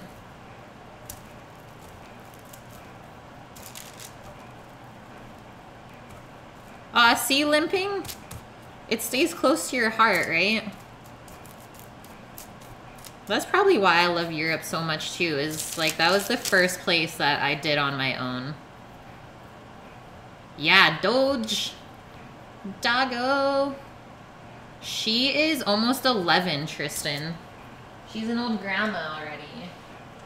We've done a lot together, I have to say. She's my little sidekick for sure.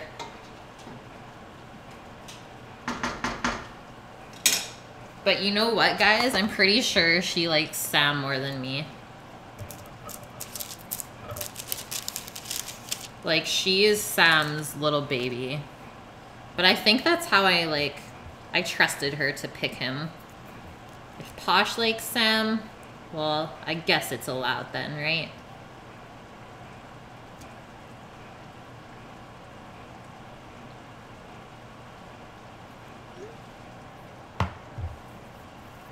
Yep. Rando's dog is cute.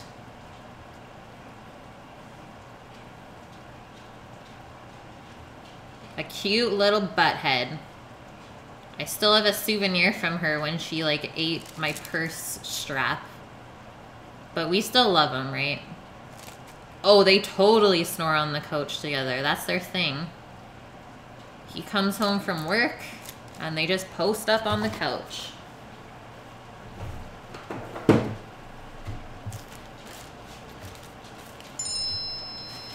Fling! We're almost there, guys. I'm gonna put the beef in right away, I think. Let that mingle all together.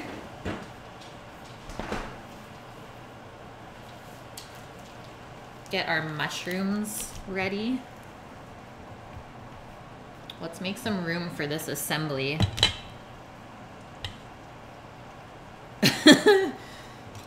Excuse me, can you please turn down the snoring? That would be great. Thank you.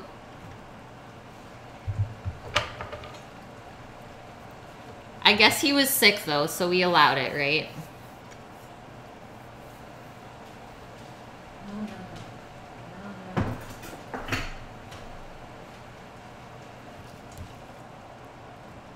Assembly area is lit.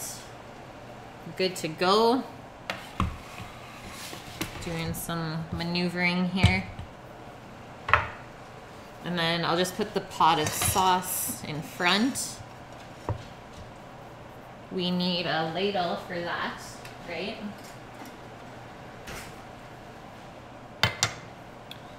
Okay, this is where I'm at. So, pasta tray is down there. My pan is here. I'm gonna put my sauce in front. And then, it should turn nicely. The cheese and the rest of the stuff is over there. So we should be good. all about that mise en place.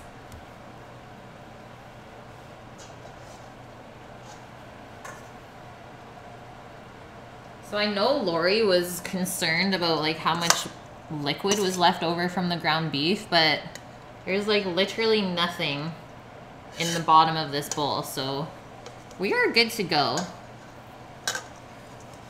This would feed, I mean, probably 8 people. Yeah, just Jim. Are they there? They're not there yet. Those evil neighbors. I would say 8 people limping. I mean, depending on how much they love lasagna, right? You could push it to 10, but that wouldn't be fair. You want a nice fat piece.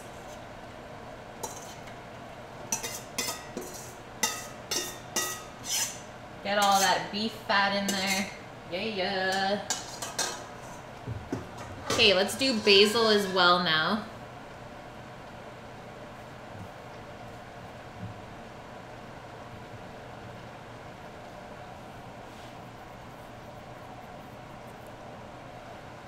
I am hoping so too, Tristan.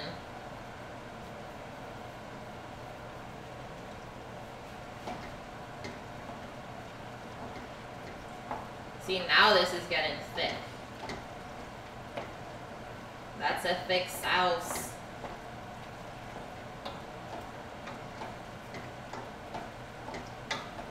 It's beefy for sure. And then we can't forget to season this either, guys. We don't want a bland lasagna when we put in all this effort.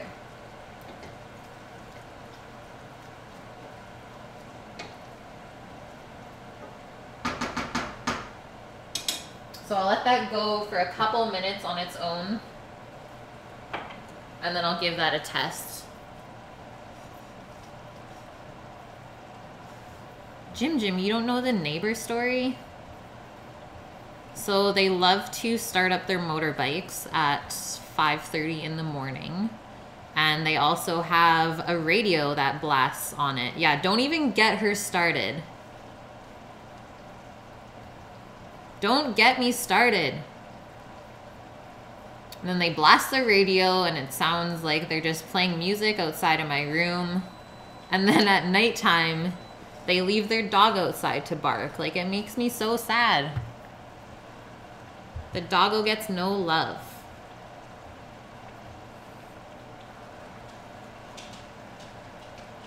Right, Tashi?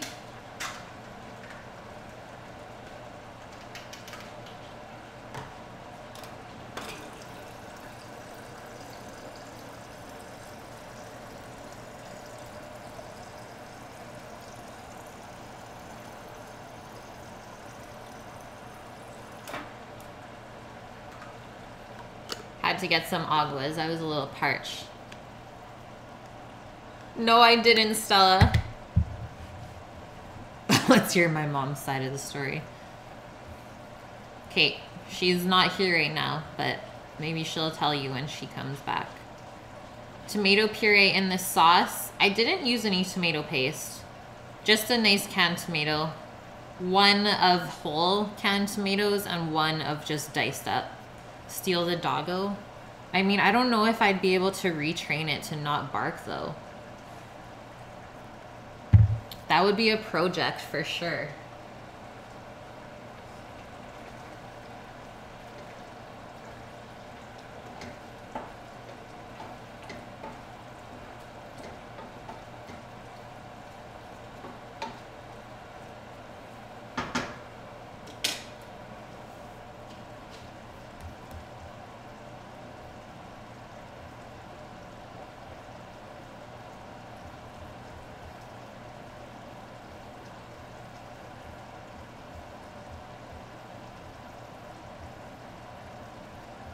Okay, after I build the lasagna, we're gonna make the salad up.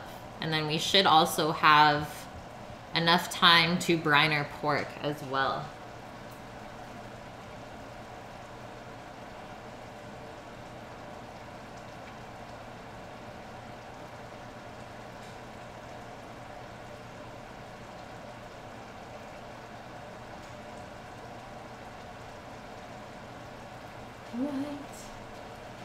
What, little girl? Do I sweeten the sauce? Sometimes I do. A sleeping pill snack. That's bad. Typically when I'm like, I guess making the sauce on its own, I would add maybe a little bit of sugar. Or even some balsamic vinegar would work as well. But I don't think I will for this. We'll see. Because if you think about like our cheeses that we're using as well, is ricotta is also a little bit sweeter.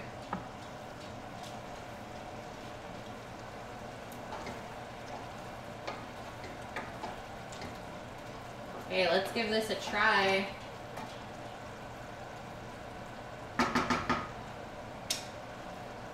Need a spoon.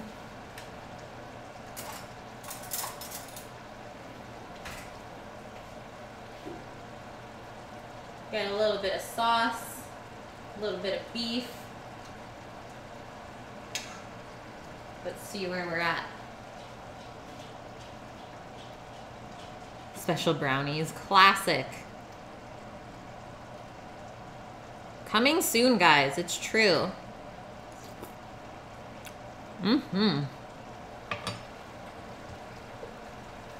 It's coming together nicely. Definitely needs salt though. That's what helps to bring out all of the flavors. Let's start with a tablespoon and go from there. Start small and then adjust as you need.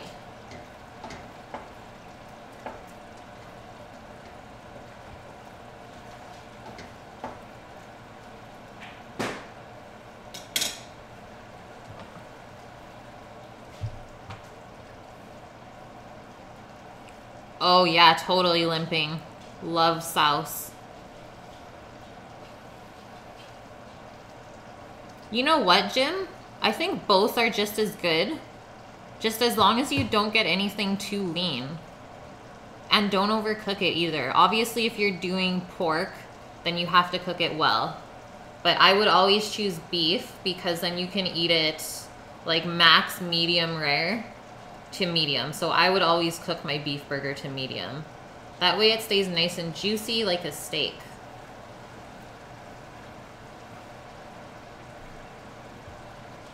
And yeah, I double dipped with my spoon. Going in for the second try. You know what we did before limping was a spaghetti poutine. So a spaghetti sauce over fries with cheese curds.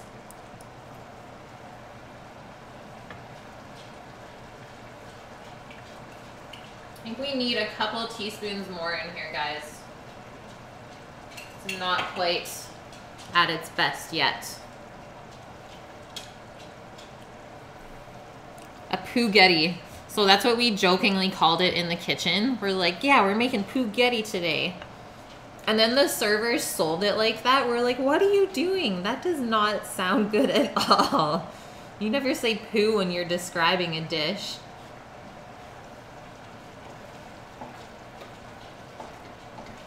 Spaghetti poutine. That's us dirty Canadians for you.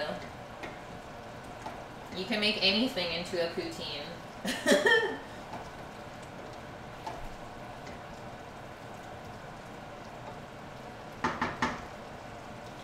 Okay, third try. Hopefully it's a charm.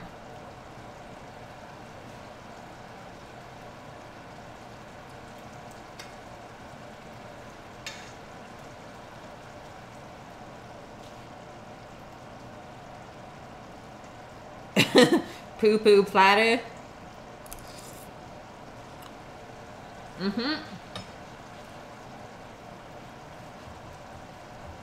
I think we hit the spot, guys.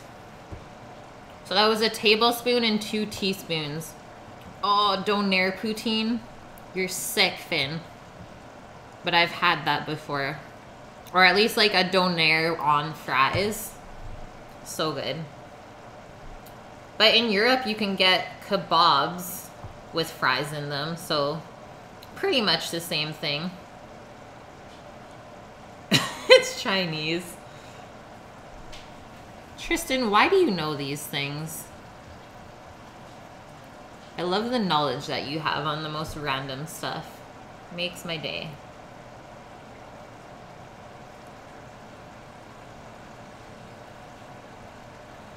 Okay, we're gonna let a little bit more of that liquid that's cooling up on top cook out. Let's set a timer and say 3 minutes and then call it a day and start our assembly. I'm getting antsy. It's true, you did see him. You seen him. That culprit.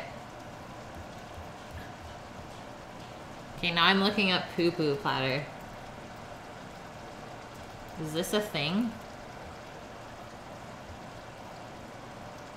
It totally is. Just not spelt like that, you silly.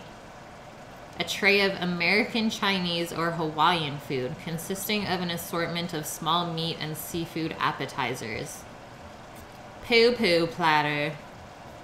I need to go and just order one of those so I can say poo.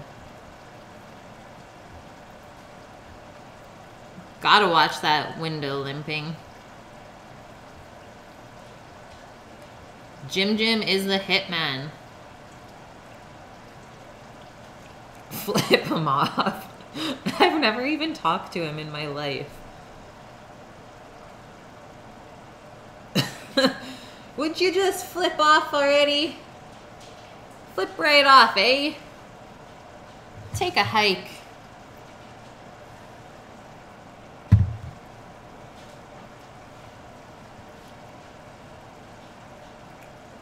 We're almost there.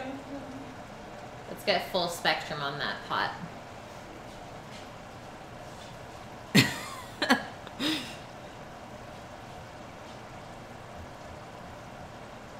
That's how Canadians get mad at each other. Would you just take right off, eh?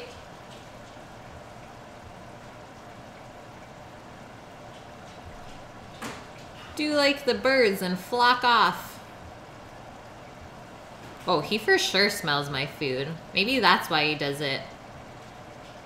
He's just jealous. It smells so good from outside. Oh, Betty said it smelled great from outside when they went for the walk. They followed their noses home.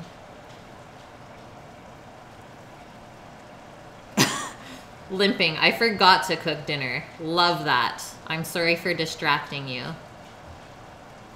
That sounds great. Yeah, we should be done probably around 6 or even earlier. We'll see how it goes. What are you cooking today, by the way? Before you go.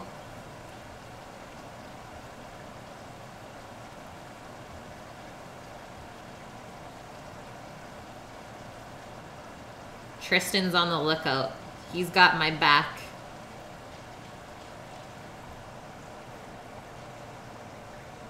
Ooh, nice. That's what I made yesterday. Salmon for the win.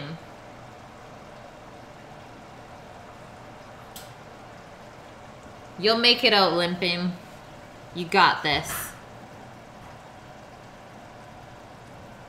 Sending you love from afar to have great success with your meal.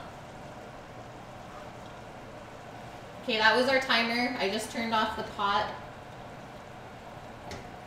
Now I'm gonna take it off the burner and let it cool a little bit.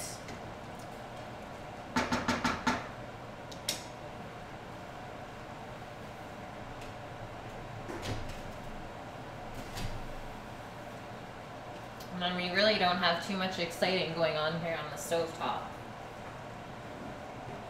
Empty stove. At least it's clean though, I guess, right?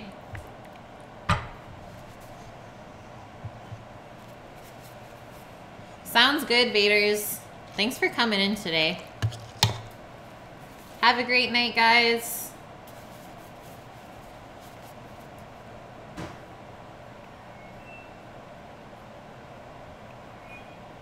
Oh, daily autism. Like, I've never heard that one before. You just jelly, bro, that you ain't gonna get any of this lasagna?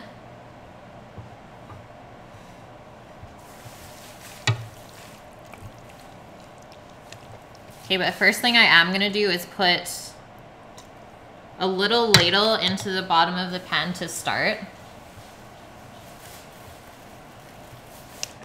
This is gonna be our layer so that the pasta doesn't stick when we bake the lasagna.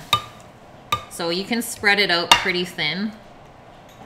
And then doing this to start is gonna help cool off the sauce as well, so that we can start layering quicker. Spreading out the surface area.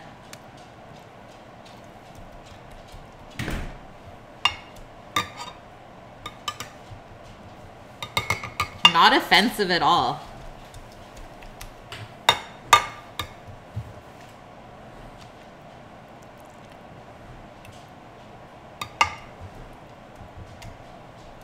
I just think the joke is old. It's overdone. And plus, are you assuming my gender right now? Jim, it's so good. Look, there's a couple squares left for you. There's still some left.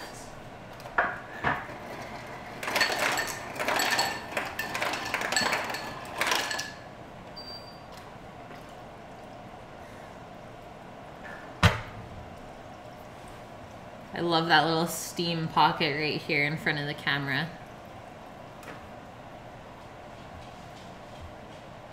No, I don't even need to keep it in the fridge. Certified beatus. Yeah, that's the best thing about like cereal treats, is that you cooked the butter, right? So it's totally fine. Hey, Jim. So true.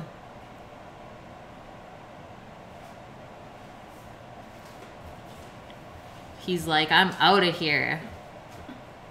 The thickest.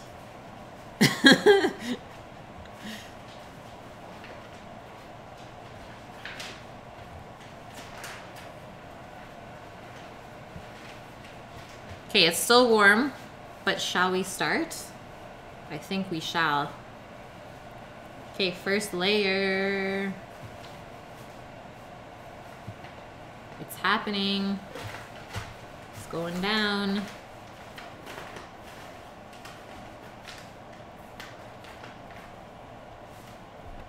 Give that a nice little press down.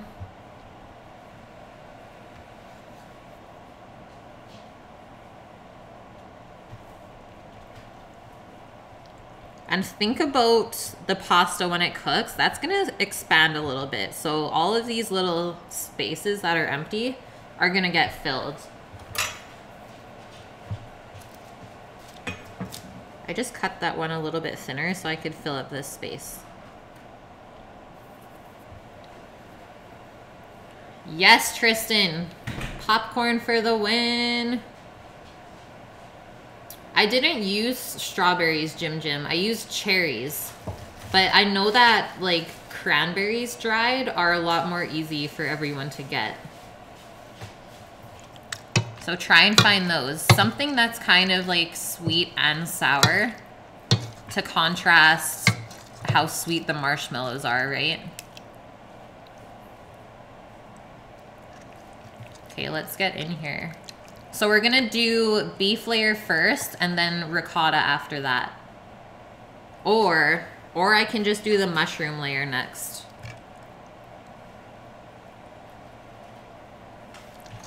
On its own. We'll see.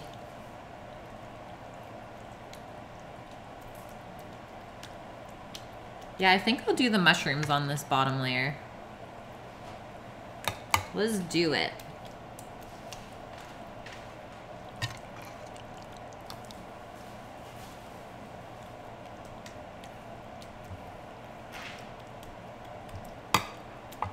So you don't want to go too thick, right?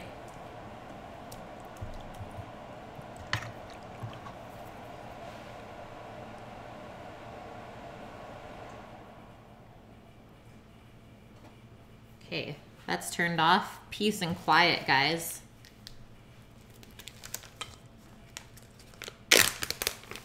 Actually, let's do a pro trick today with Ziploc bags.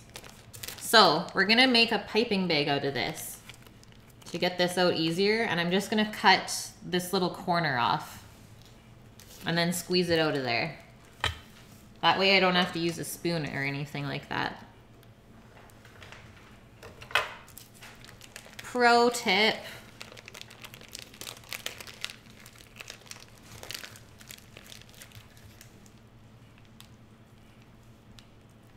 Let's just like squeeze little dollops.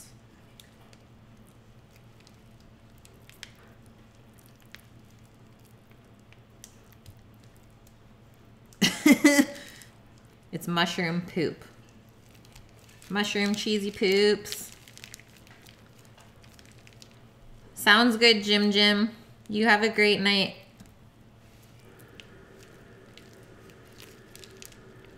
See you tomorrow for some smoked pork shoulder and baked beans. Delicious.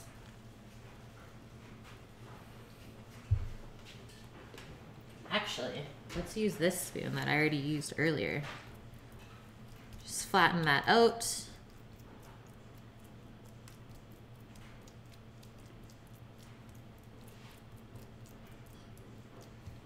Maybe do a couple more dollops on here.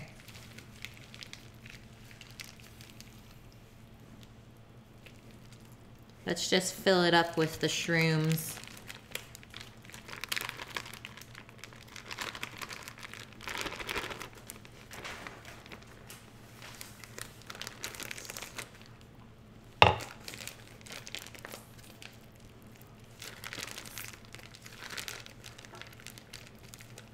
Okay, good enough.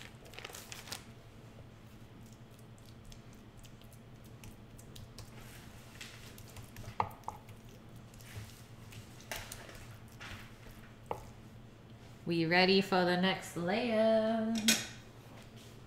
I love when chat goes quiet because I know you guys are paying attention. It's like, shh, we gotta focus, guys.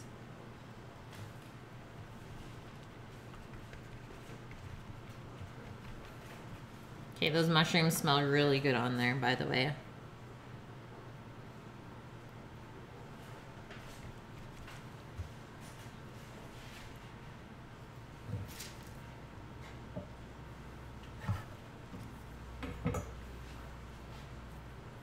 Boom and boom.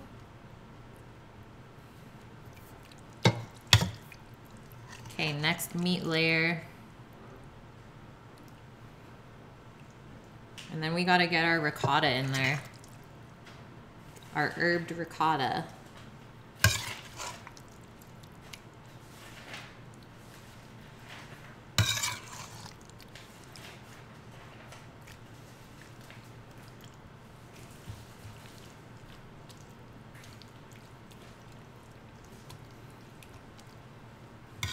We're gonna push the limits on this pan, pretty sure. So I'll definitely be putting a baking sheet underneath this when it bakes, just in case it decides to go over. No thank you to cleaning the oven from burnt lasagnas. No thank you, guys. Okay, let's use the rest of this up since we have it out.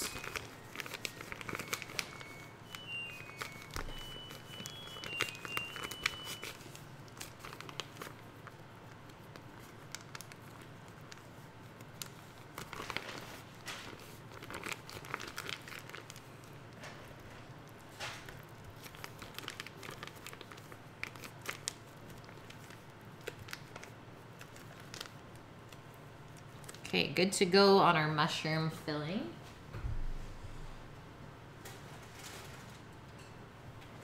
And now, this lovely mix of cheese.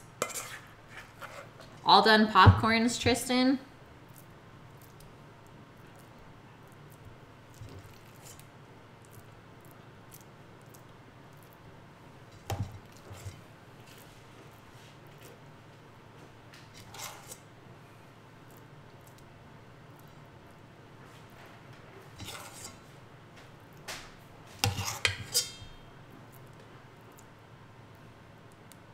Gotta get that extra butter on there.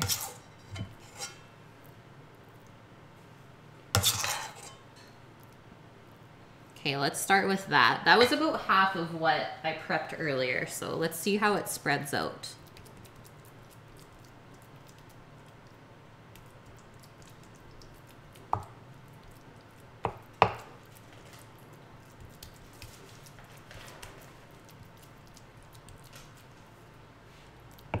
This pan is getting full.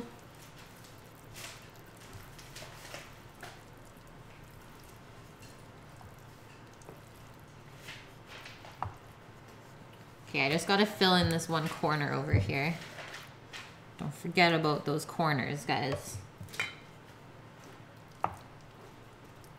Corner pieces should always be the best piece. Okay, next layer of pasta.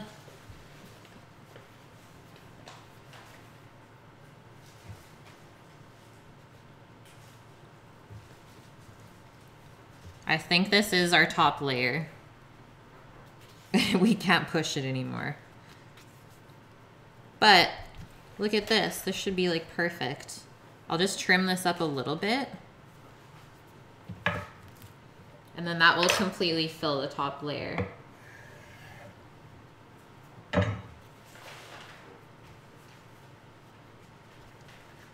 We don't want no holes.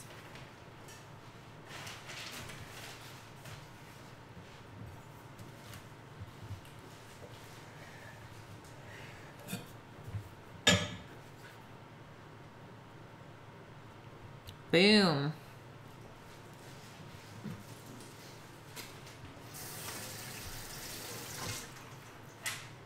Sticky rice and pork bun. Did you go to TNT? We should get a cow, guys. I'd be down.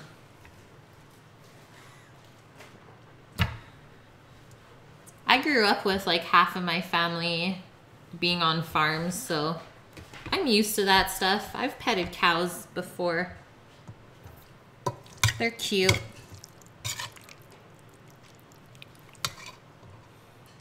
Sir Crocodile. I don't know what that means. We speak English in here, I'm sorry.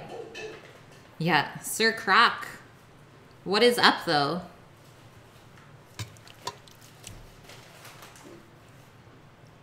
Okay, we'll make this final layer of meat a little bit thinner. I know I have just a little bit left in this pot, but that's no problem.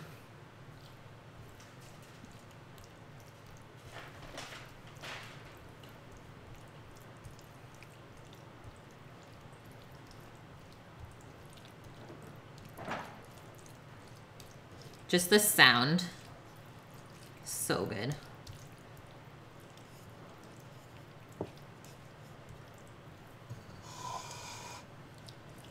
Get all of those views in here. Give it a little pat down.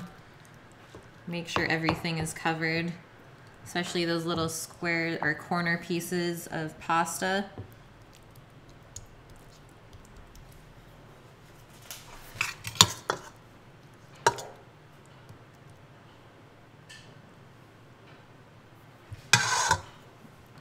It's true, Tristan. Dirty sounds, for sure. All right, our final cheese layer will begin. So, this is how much meat I have left. I did pretty good, guys. And then about this much ricotta. So, like I did when I packaged up the mushroom ravioli filling, I'll do the same with that and try to use it up at some point.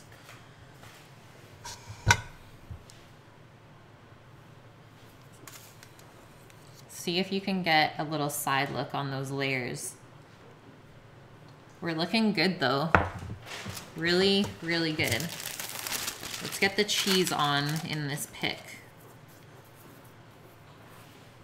Cheese, please. And I am taking a photo so I can post it later.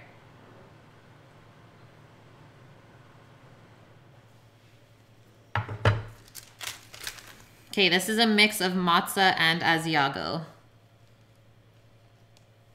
So the Asiago is a little bit funkier, so you'll get a really nice flavor. And then the matzo is what makes the top really nice golden brown. And then you'll get those stringy parts as well. Gotta get that mix in. Okay, I'll check it in a sec, Tris. I saw that post. Yeah, matzo and Asiago, Maven.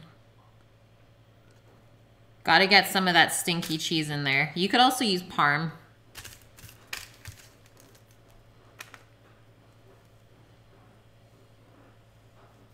But we're gonna get that thick layer of cheese on there. It's a must. Cover up all those corner pieces.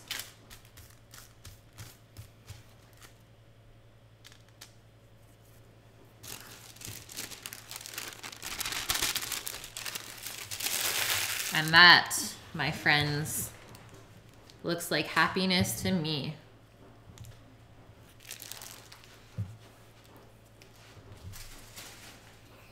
Okay, what do we got for time? 4:45.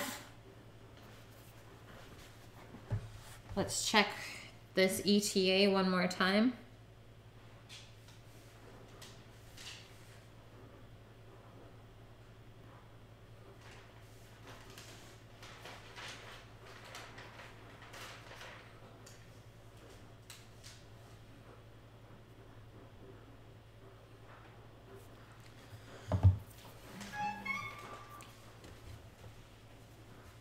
Matzo smell like feet? No, that's parm. Yeah, if you don't have a fridge though, your matzo might smell like feet. It's true, Maven. But normally it shouldn't.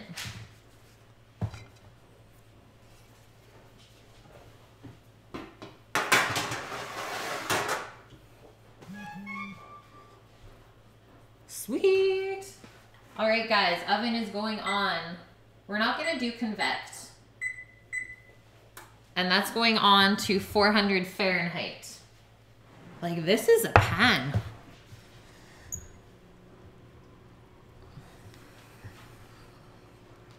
So, we got our layers. I'll show you the other side. 3 fridges, and you don't even cook, sir? What are you doing?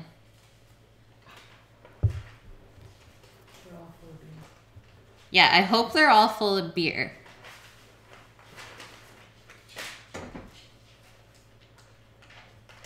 Let's get a light on this situation so it looks so much better. Or does it? Actually, it might not have. Cheesy goodness. Okay, cutting board is coming out.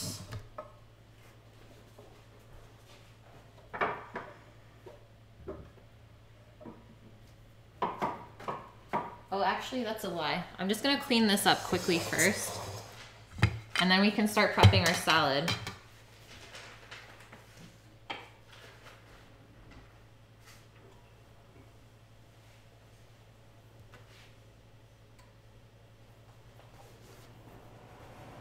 You want some pepper on top? I'll do it after when it comes out, because I did put some pepper already in the sauce. You would have a movie theater, my dude. You would. Our house is a lot cheaper in Arizona, though.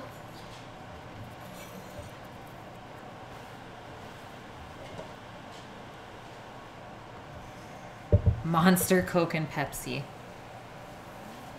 My man. You're a popcorn monster. That's what you are.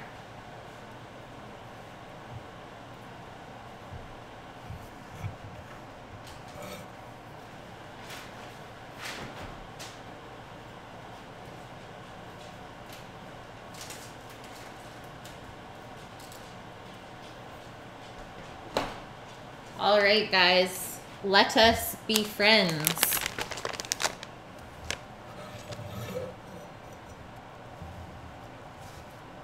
Yeah, they're cheaper then. For sure, Tristan. You spotted the tatty, Killy.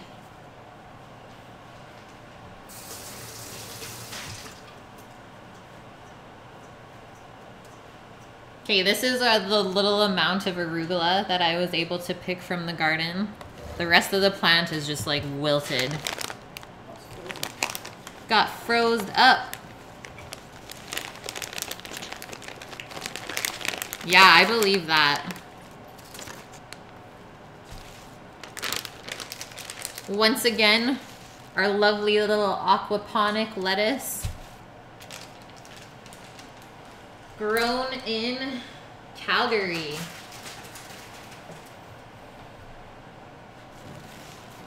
Okay, so just start by chopping off that root first. And then I always love looking at this because you can see that there's 3 different heads of lettuce growing in here.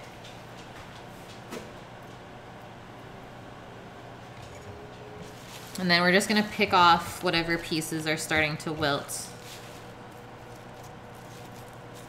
It's like one of my biggest pet peeves in restaurants is when they serve like wilted lettuce or rusted lettuce. It just means that they're not paying attention to their ingredients.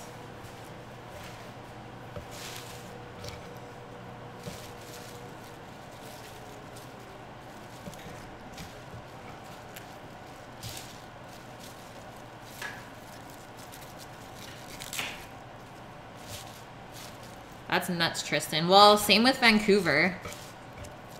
There is no single family homes under $1 million now. Like, how would you raise a family there? I don't understand. Like, I feel so bad for all of these kids that are just cooped up in these probably 800 square feet max apartments. That's not a life.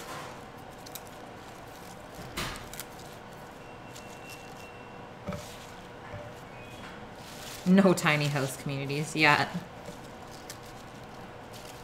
Yeah, isn't like a tiny homes like trending in America now? I see all of those shows on HGTV.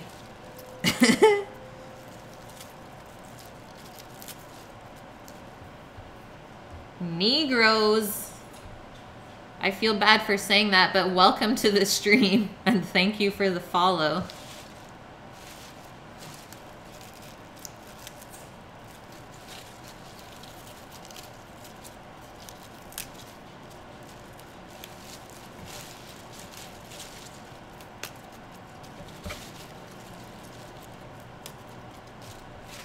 Okay, the lettuce has been picked over.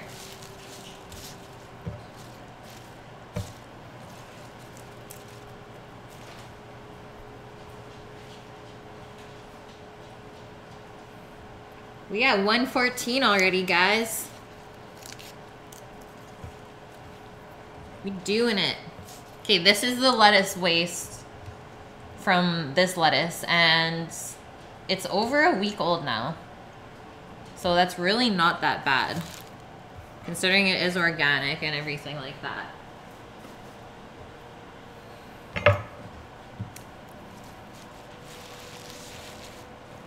Now, salad spinner time. You know it. Ye good old salad spinner. Everyone has dune buggies. Amazing.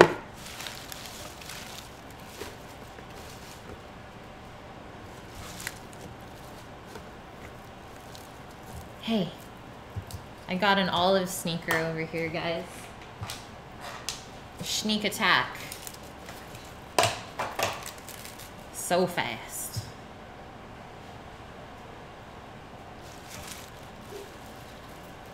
Who likes olives?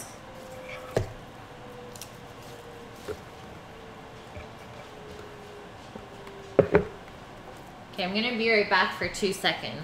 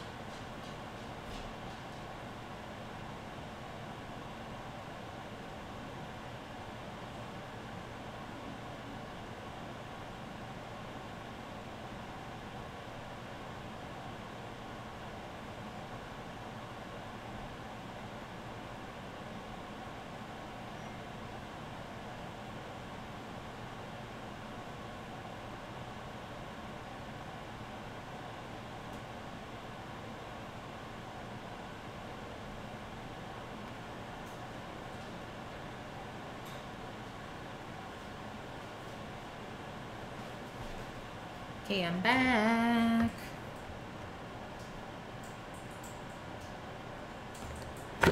No olives, guys. What? You can drive golf carts? That's amazing.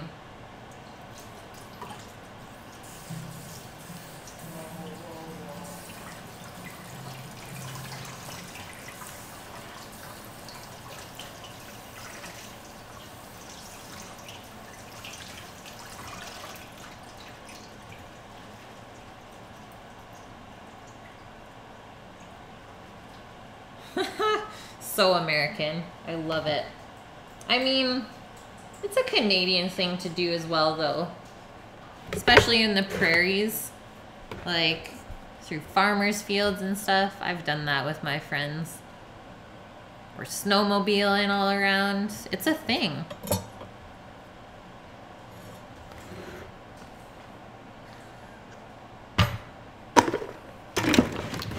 Let's spin it up.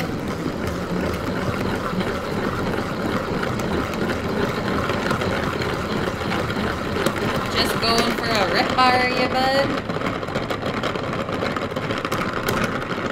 I can't stop it. I'm going wild.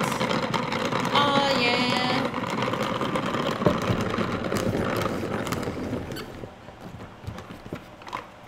Good to go. Yeah, snowbirds for sure. All of those old folks go down to Arizona for the winter time because they can't handle the cold anymore.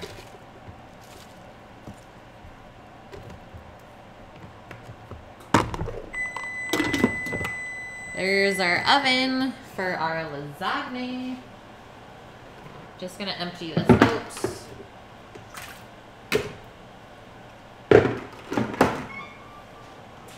Puris.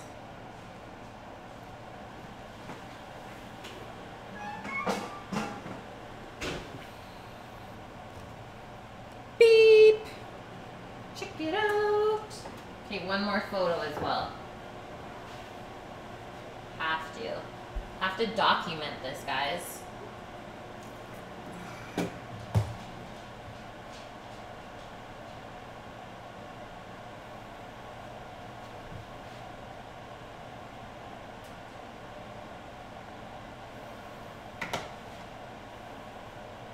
Okay, now we know that we have 40 minutes. Holy, did you see my hair flying up? But let us check after 30. Just to be sure, right? Oh, and I cannot forget to put the sheet pan underneath. Because I am not cleaning up spilled tomato sauce.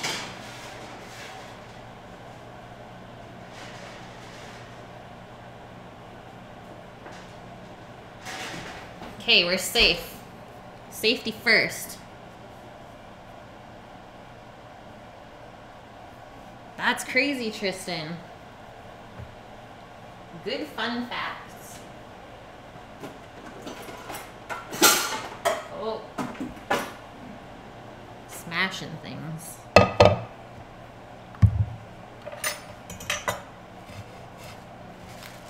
Okay, I'm just breaking up my lettuce.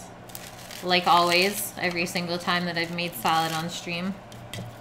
Breaking it up into small bite-sized pieces. That way you don't feel like as much of a rabbit when you're eating it. And it's not just like huge pieces of lettuce sticking out of your face.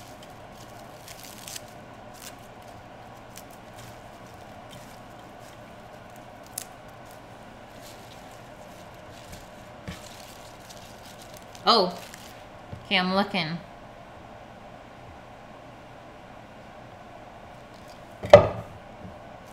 I'm looking, Tris. Microwave popcorn and a Coke. That's dinner. But in your mind, you're eating lasagna, right?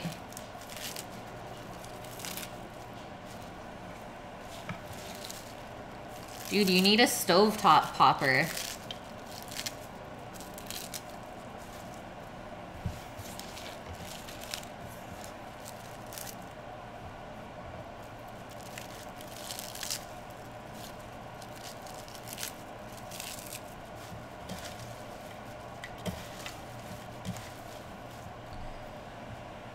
Okay, I'm just gonna break up the arugula, or actually I'm gonna cut it.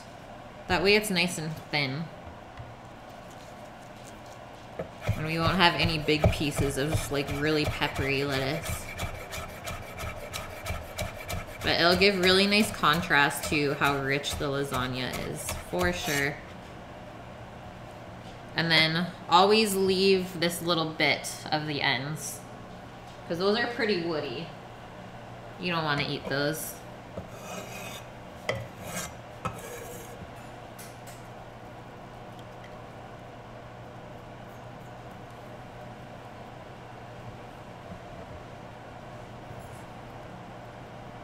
Holy Tristan.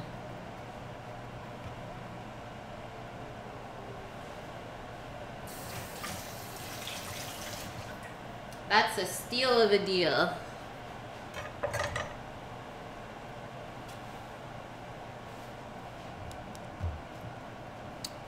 Okay, now for the olives.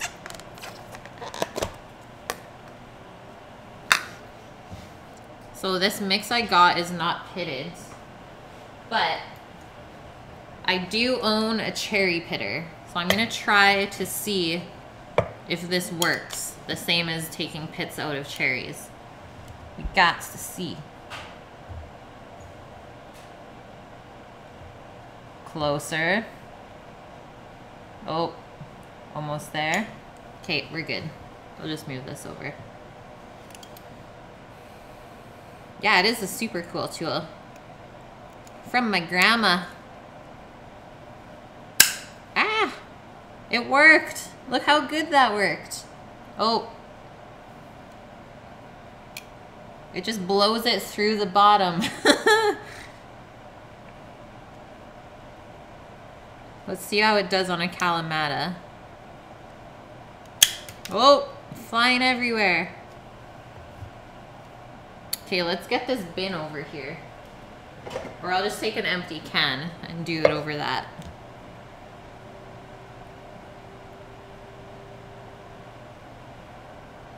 I believe that.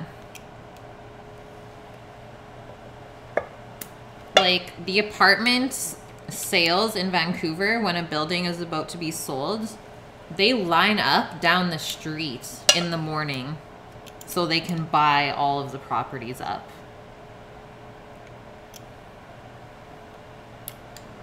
And like, even this property tax of foreign buyers is not helping this situation at all, because they have so much money, right? They don't care.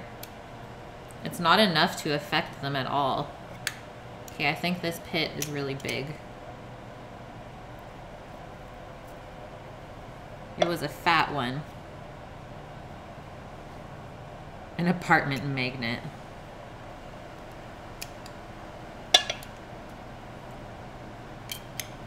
Okay, this one was already kind of done for us.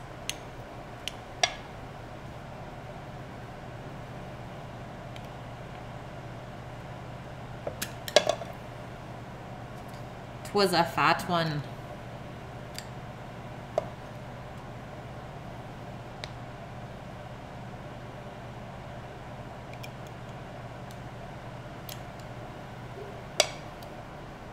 Yeah, capitalism.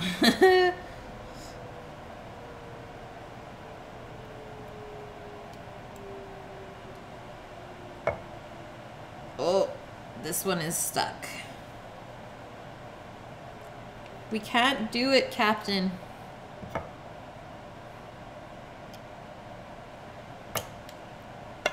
That one will have to be eaten later. Probably by me. Let's peel these little ones that are destroyed. And I think I'm almost at my limit for the olives in this salad.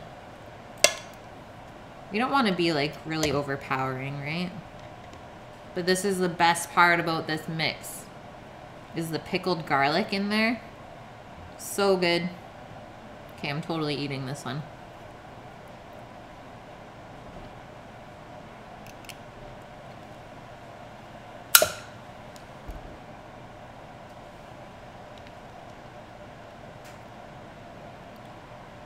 It's so fun. I never used it on olives before though.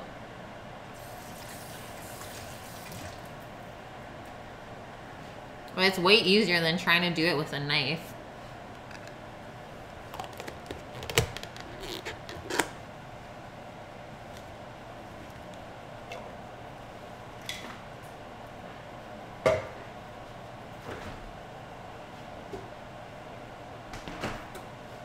Okay, next things up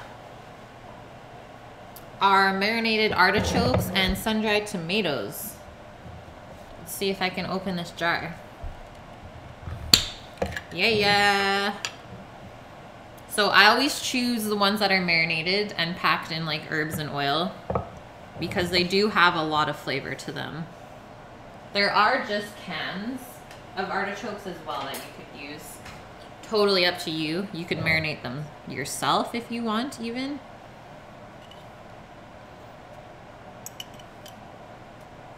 And then these are always quartered up really nicely too. So you don't have to fool around with them too much. But if you see some like this that have a lot of the outside leaf attached still,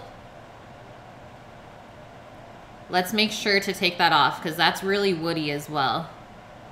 Germaline, welcome to the stream.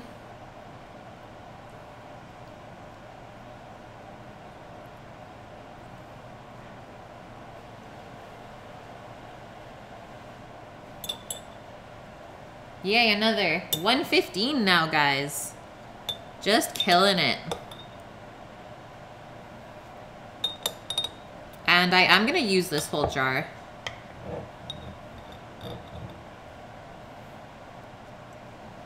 There weren't a ton of in here.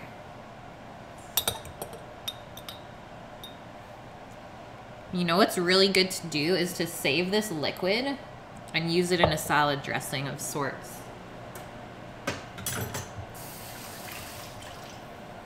If you want to be savvy.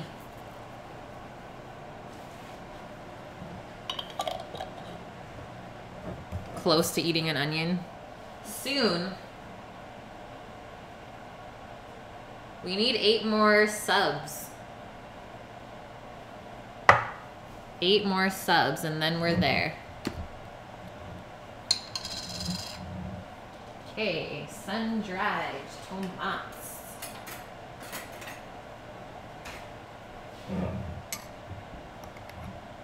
Hopefully the ones that you're able to get for the sun-dried are nice and pliable and not over-dried. So I always like to buy the ones that are packed in oil. Helps to keep them nice and soft. And then I'm just gonna chop these up pretty fine and put them into the salad as well.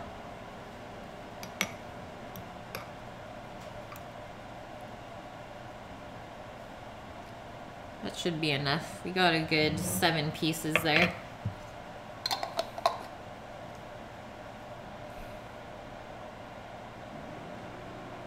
Sun-dried tomatoes.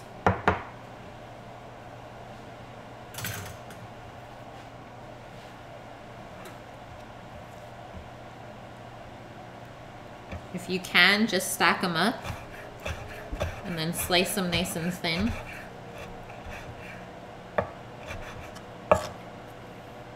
This salad would be really good with a sort of cheese as well, but we put enough into our lasagna, so we're gonna leave that out.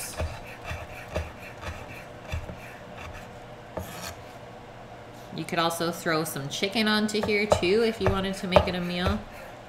Really, really good.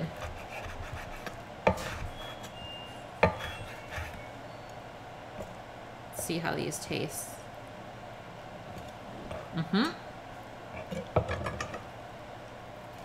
They're sweet and roasty tasting. Not as sour as a raw tomato, for sure not. More cheese, Finn. All of the cheese.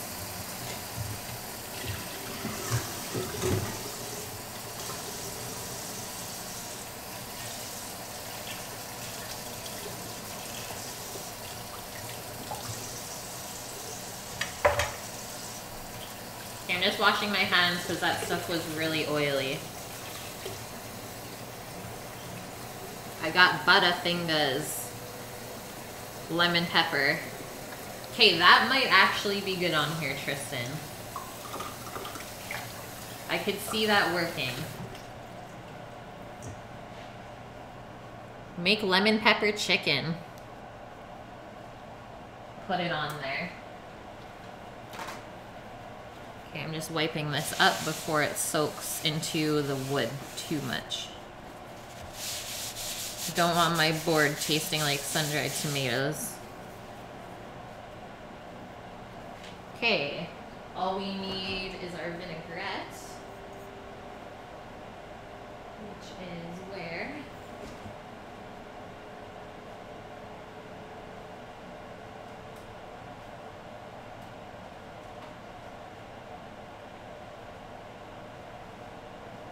Did we use all the balsamic dressing? Oh, there it is. Found it. We're okay. So, do you guys remember when I made this last time? The balsamic dressing?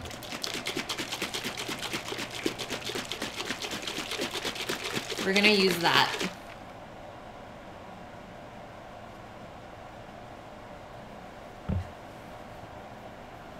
How much does it cost, Maven? I think the whole brick of matzo that I used was about $7, but I only used probably a quarter of it. And then the Asiago pack was about $5, but I used a third of it. So do your math there. It wasn't that expensive. Holy, the snow outside, guys. It's getting bad. It just looks wrong out there. Like the palm tree is covered in snow. It doesn't make sense. And Tristan, the end of the counter, that's Posh's dog dish. She has like a little wooden setup thing with a drawer in it and stuff for her treats. Because she's a diva. You know this. Okay, that's the salad, guys.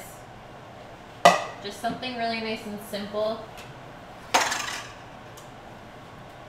Get our tongs. We can get our spatula for the lasagna. Maybe I'll have a peek. Oh. Yeah, that's looking quite nice in there.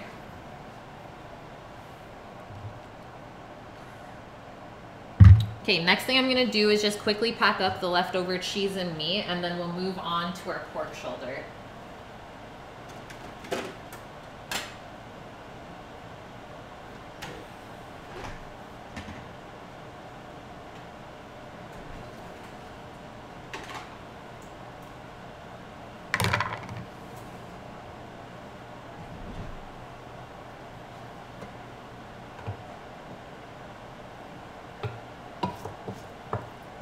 I'm here, guys. I'm just on the side.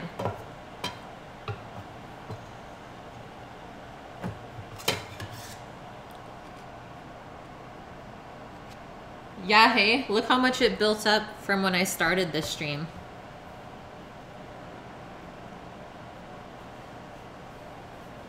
Yeah, that's true, Maven. That's a good thing to think about.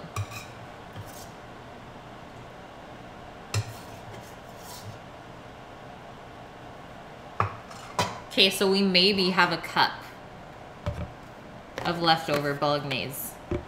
Oh, it's sticking on the ground. There's a good couple centimeters there now.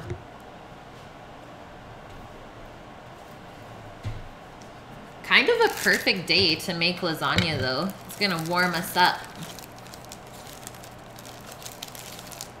Yeah, Finn, it's totally gonna turn into slush. Gonna make the roads terrible. It's supposed to stay snowing all night?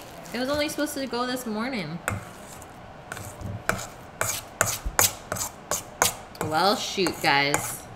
Hopefully it's not snowing when we want to smoke the pork tomorrow morning.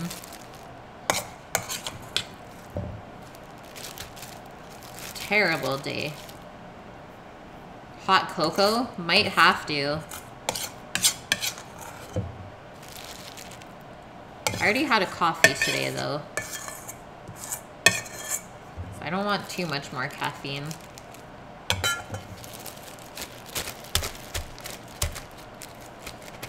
Bago cheese.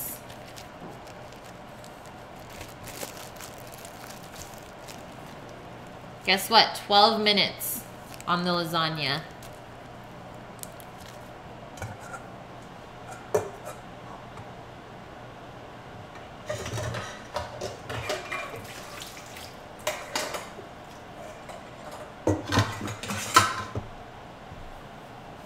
Starbucks.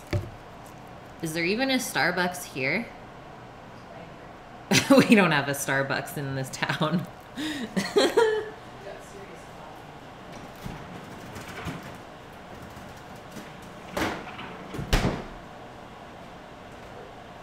Okay, I'll be right back. 2 seconds, guys.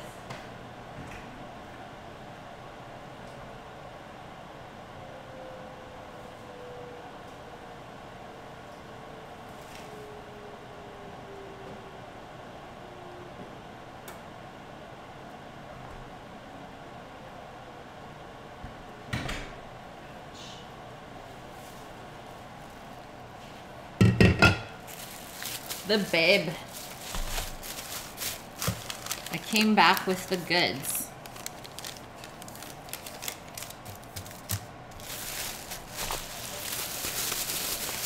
So we picked up a beautiful Thunder Creek Ranch bone-in pork shoulder today.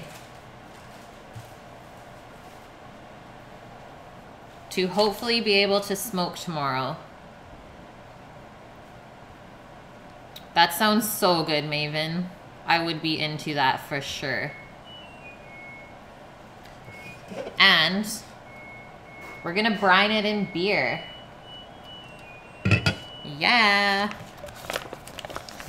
So here is the pricing for anyone that cares.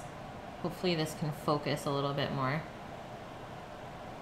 So it was $27 for 9.3 pounds. So $2.99 a pound. And whenever you're smoking pork shoulder, you always want to keep it, what was that? Oh, bone in. A bird just ran into the window, guys. You always want to keep it bone in when you're smoking, because that's what's going to create the most flavor. And it's also going to hold the meat together. And then you just take out the bone. You should easily be able to just take out the bone when it's done. So what I do need now is something to brine this in. Let me just see if it fits. I mean, it probably won't fit in a Ziploc bag. What do you think I should do? Like a kitchen bag in a cooler for the brine? Will it fit in that? Like a white bag. Oh, no, because they're all like that. Oh. Okay, I need to find something to brine this in. A pot?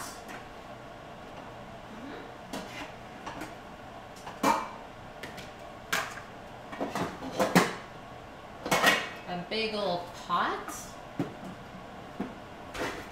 This should do.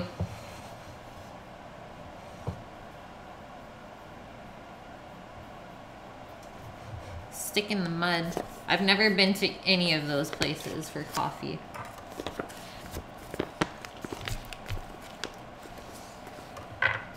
So let us actually just leave this pork butt in here right now. And then we're gonna make the brine in the pot. Let it cool down just a little bit. And then put the pork butt in. Just grabbing my book so we can go over the recipe. I know, sorry, Maven. Usually everything here is in kilos, though. So they're old school. Okay, for our brine. So we have 2 cans of this Juan de Fuca Cerveza. We're just using a nice light beer for this. It doesn't have to be anything fancy. Usually use like your cheaper beer in brine is a good rule of thumb to use. And then I have to go outside and pick some thyme because I forgot to do that earlier. Wow, Tristan. Hilarious. So 3 sprigs of thyme, a teaspoon of coriander seeds, a couple of bay leaves. So I'm gonna get those out. Coriander seed. We got a couple of bay leaves left in here. Half a teaspoon of black peppercorns.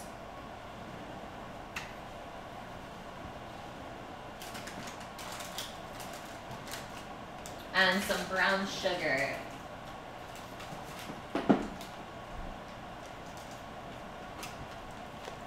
Right here, we're good. Peppercorns. And let's do a couple cloves of garlic as well. And we'll also need some salt. Snow time, yeah. Frozen time. We're frozen in time. I'll be right back, guys. Going out.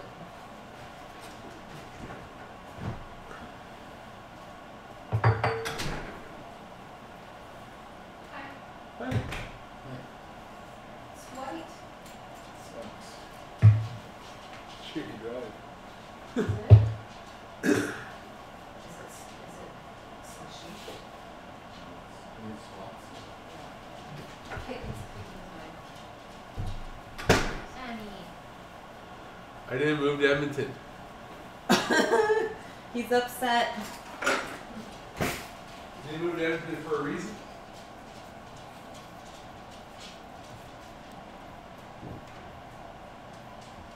Ching Pak Street.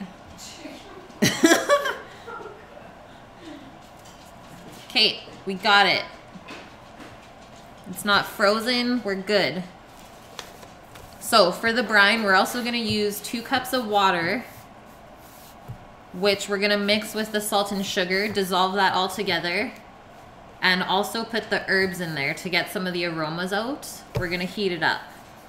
And then after that, we're gonna do a cup of ice to cool down the brine really quickly and let that cool down to at least room temp. And then we'll put our pork shoulder in and let that go overnight. Crappy drive, guys? Yeah.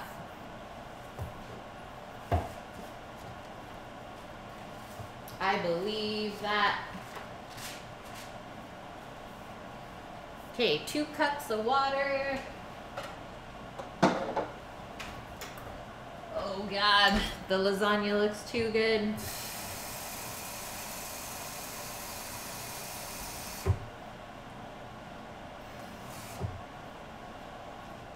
Into the pot.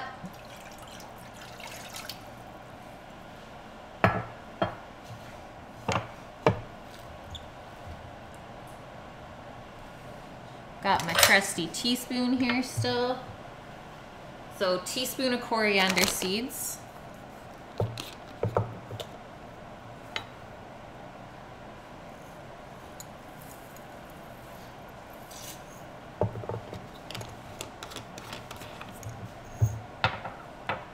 And half a teaspoon of black peppercorns. These are quite strong, so you don't need a lot. What's this? What's this? We can throw our thyme in there. Get our couple of garlic cloves.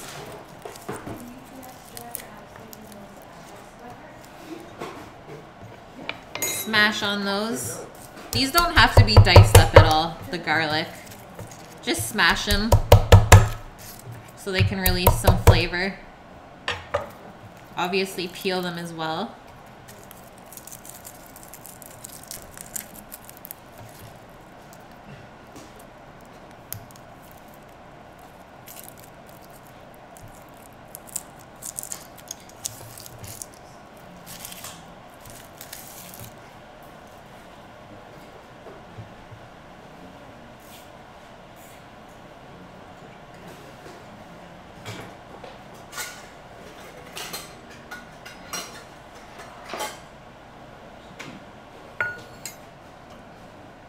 And because this piece of meat is quite large, we're gonna need a 1/4 cup of salt.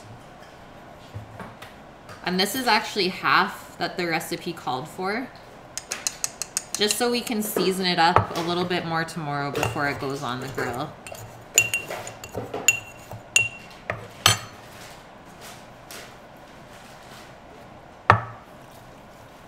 I know it seems like a lot, but it needs to be really potent to be able to penetrate the meat.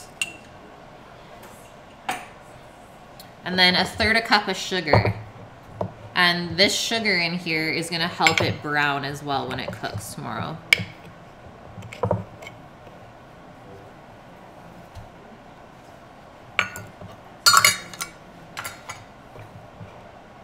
And then last but not least, a couple of bay leaves.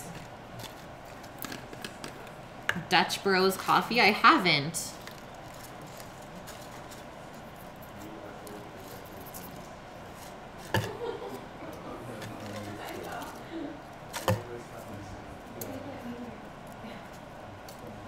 Okay, that looks good.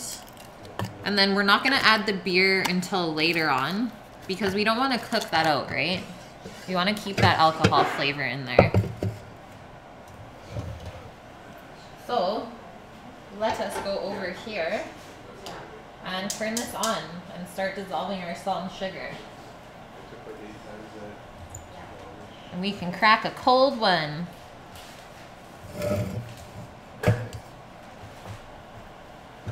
Guys, 30 seconds on the lasagna.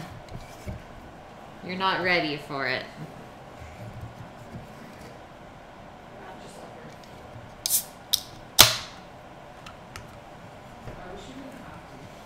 Cheers. Gotta try it, right? Tastes like Coors Light.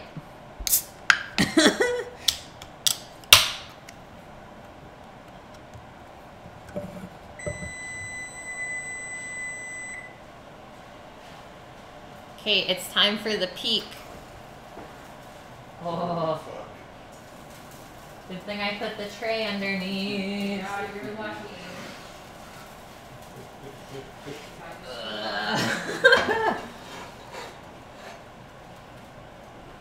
Are we good with that, or should we go maybe a little more? While the brine's heating up. I could turn the oven off and leave it in there so it stays warm. I think that's a good idea. But Tristan, are you happy with this? Let's go in for that close-up. Oh God. Cheesy goodness. The pasta is definitely cooked, guys. Okay, we gooch.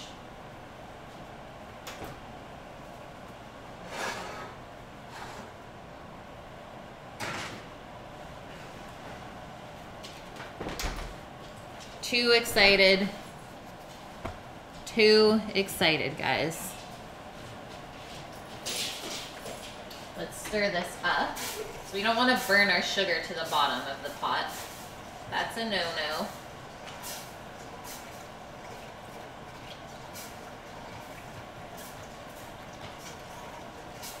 Is there still the bowl of ice outside? Pardon? Okay.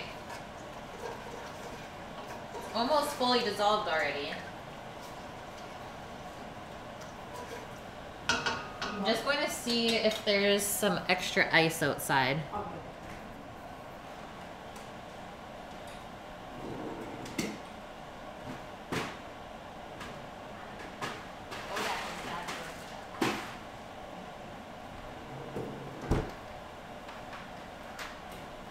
Ice, ice, baby. We only need a cup or two.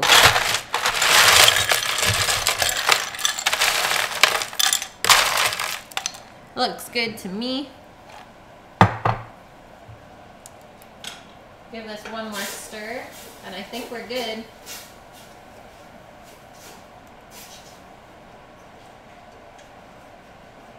Yep. Okay, so let's take that off of the heat.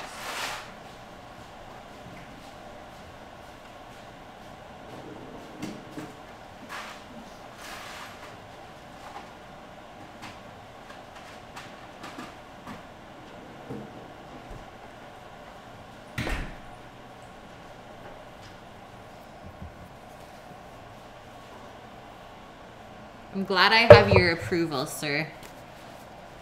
What? Trish Kit King. Welcome to the stream. Is this Trish that I know? Trish, is this you? Okay, let's pour our beers in.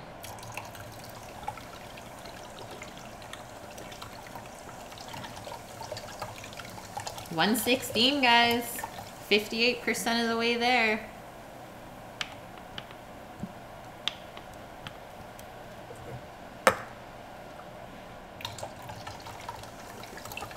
So pouring in the cold beers and the ice is gonna help cool our brine down really quick. So you never want to put a cold piece of meat into hot brine. That's how you create problems with bacteria and stuff like that.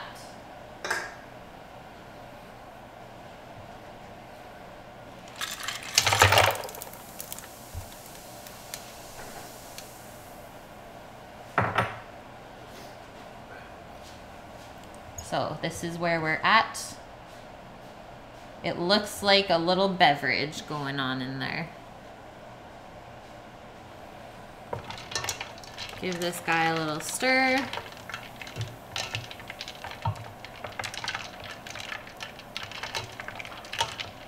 By the time the ice melts, it should be down to room temp, and then we'll be good to go.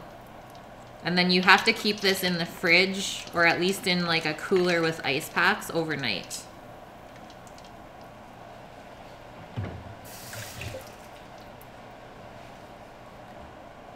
Take a drink of this? I can try it. I'm not scared.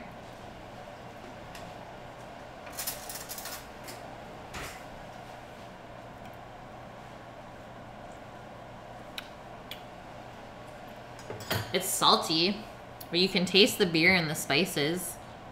It's gonna be good.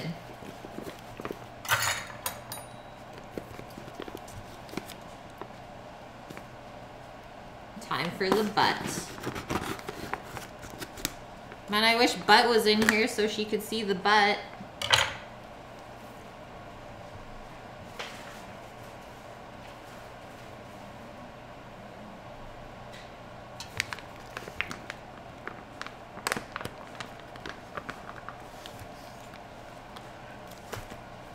Let's just do it this way. Squeeze it out. No mess.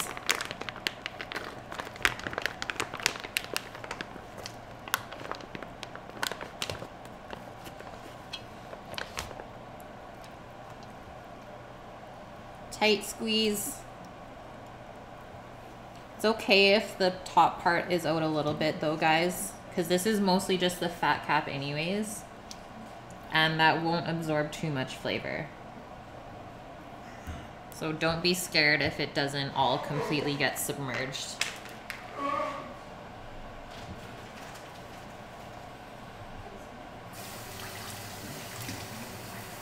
And that is it. Now it's lasagna time.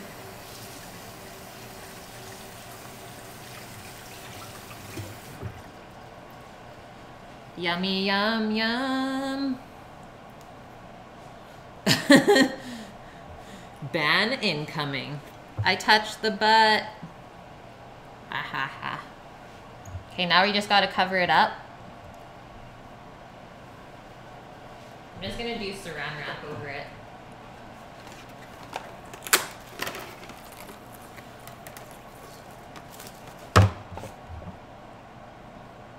Y'all know me and my photos. Have to. I gotta keep people excited about what I'm making. Sammy. Huh? Tristan seen you. Hello. He's better today. He's alive again. Did you drink all your tea? All of it. I gave him a jar of the tea that I made yesterday to go to work with. His elixir.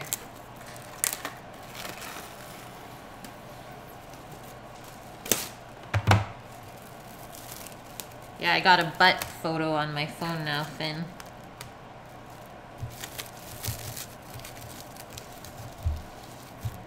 Sammy butt picture.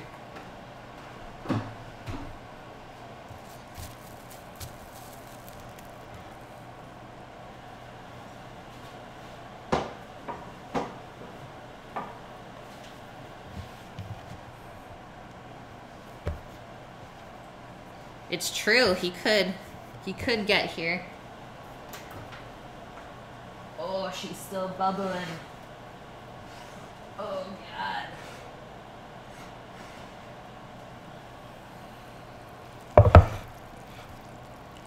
Whatever you do, don't drop the pan of lasagna.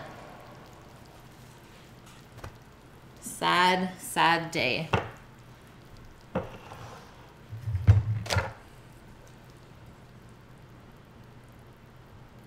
It's real. It happened. Tristan paid for like half of this meal, so bless him.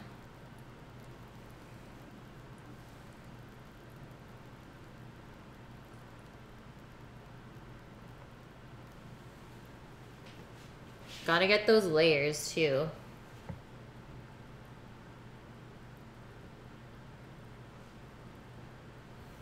Okay, now we gotta slice in. Did you get the lasagna sound? It happened. Amazing. Now the question is, what knife do I want to use? I think I'll just use mine. I mean, the tip is gone already anyways, so I can't really damage it anymore. Now you're eating cheese. Hilarious, dude. I'm just gonna cut this right down the middle.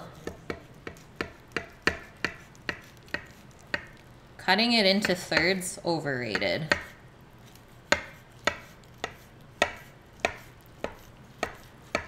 Guys, I've never had lasagna with pasta made by scratch before. It's not been a thing. Totally eating this piece of cheese. Okay, corner piece for the win.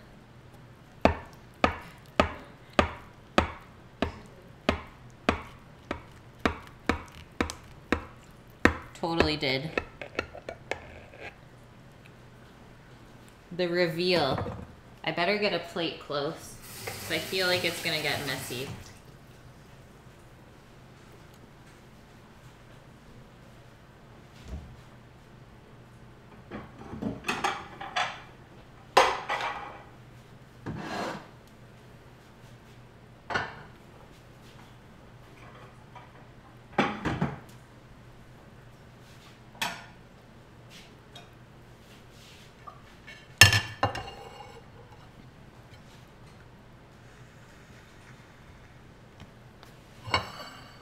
I feel bad that the rest of Twitch is not seeing this right now.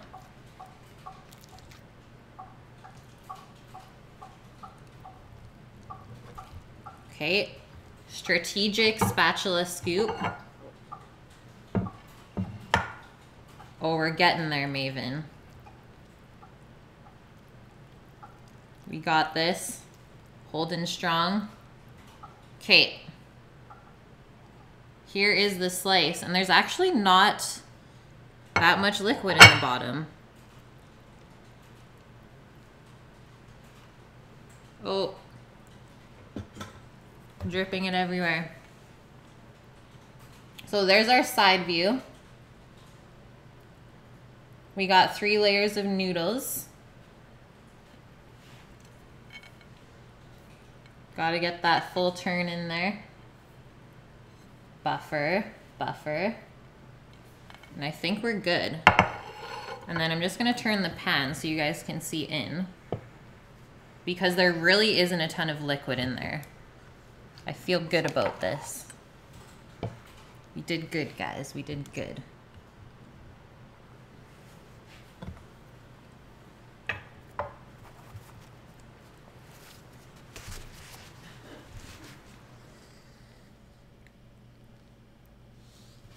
I'm happy with this.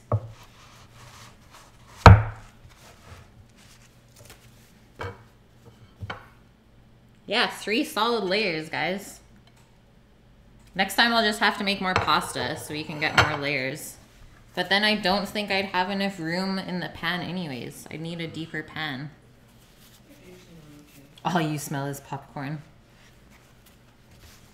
Okay, I'm not gonna show you the salad. It's pretty basic. But cheers to this guy. That was super fun to make. Pasta wasn't that hard. I'm glad you guys stuck with me through the whole thing. Tristan, now you can say you know how to make lasagna. Yes, Maven. Approval from an Italian, I'm good. What?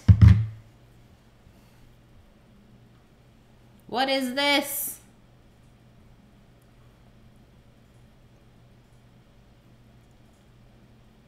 We got a lurker. Rog Homie with the $50 donation, guys. Wow. Yay! That lasagna is banging. Could I request lobster mac and cheese? You for sure could. Of course you can. I'm gonna write that down right now.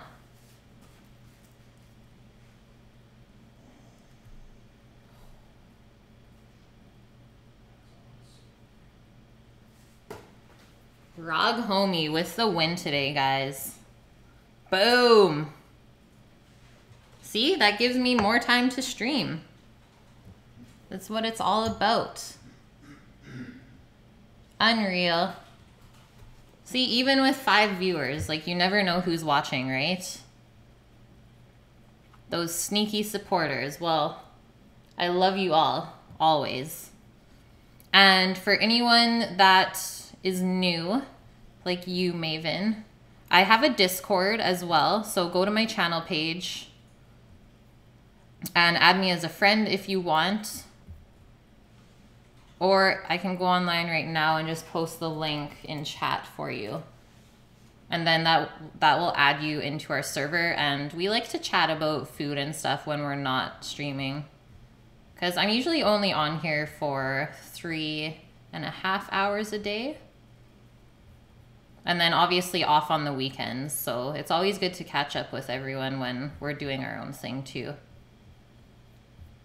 We got a good little community. Yeah, Discord is crazy some days, hey?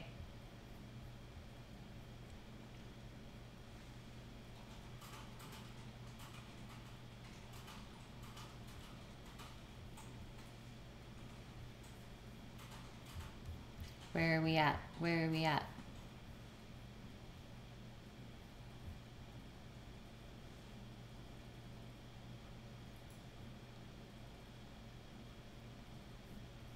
Okay, almost there. That should be the link, and then that'll automatically add you to our server. And then I also have all of my social medias on my channel page too.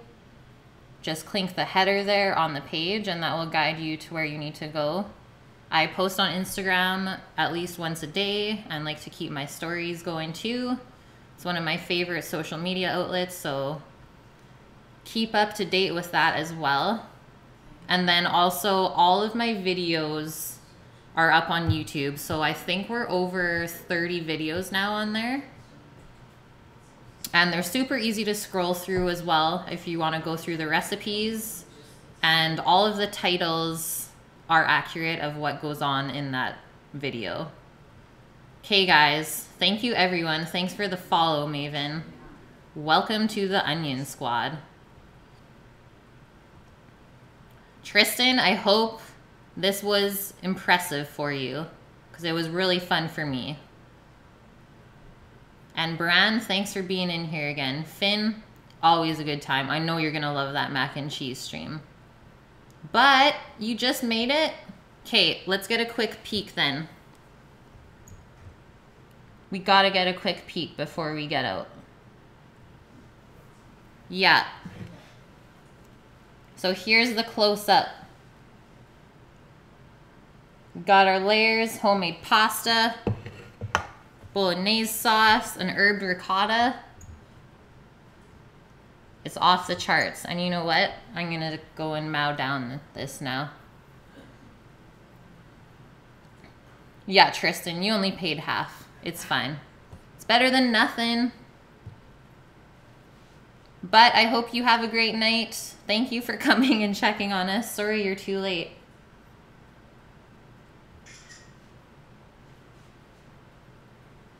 Yeah, the butt for butt.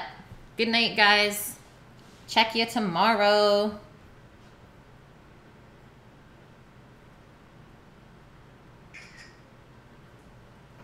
Yeah, we're doing smoked pork shoulder, baked beans, and the apple slaw. That's all I'm saying.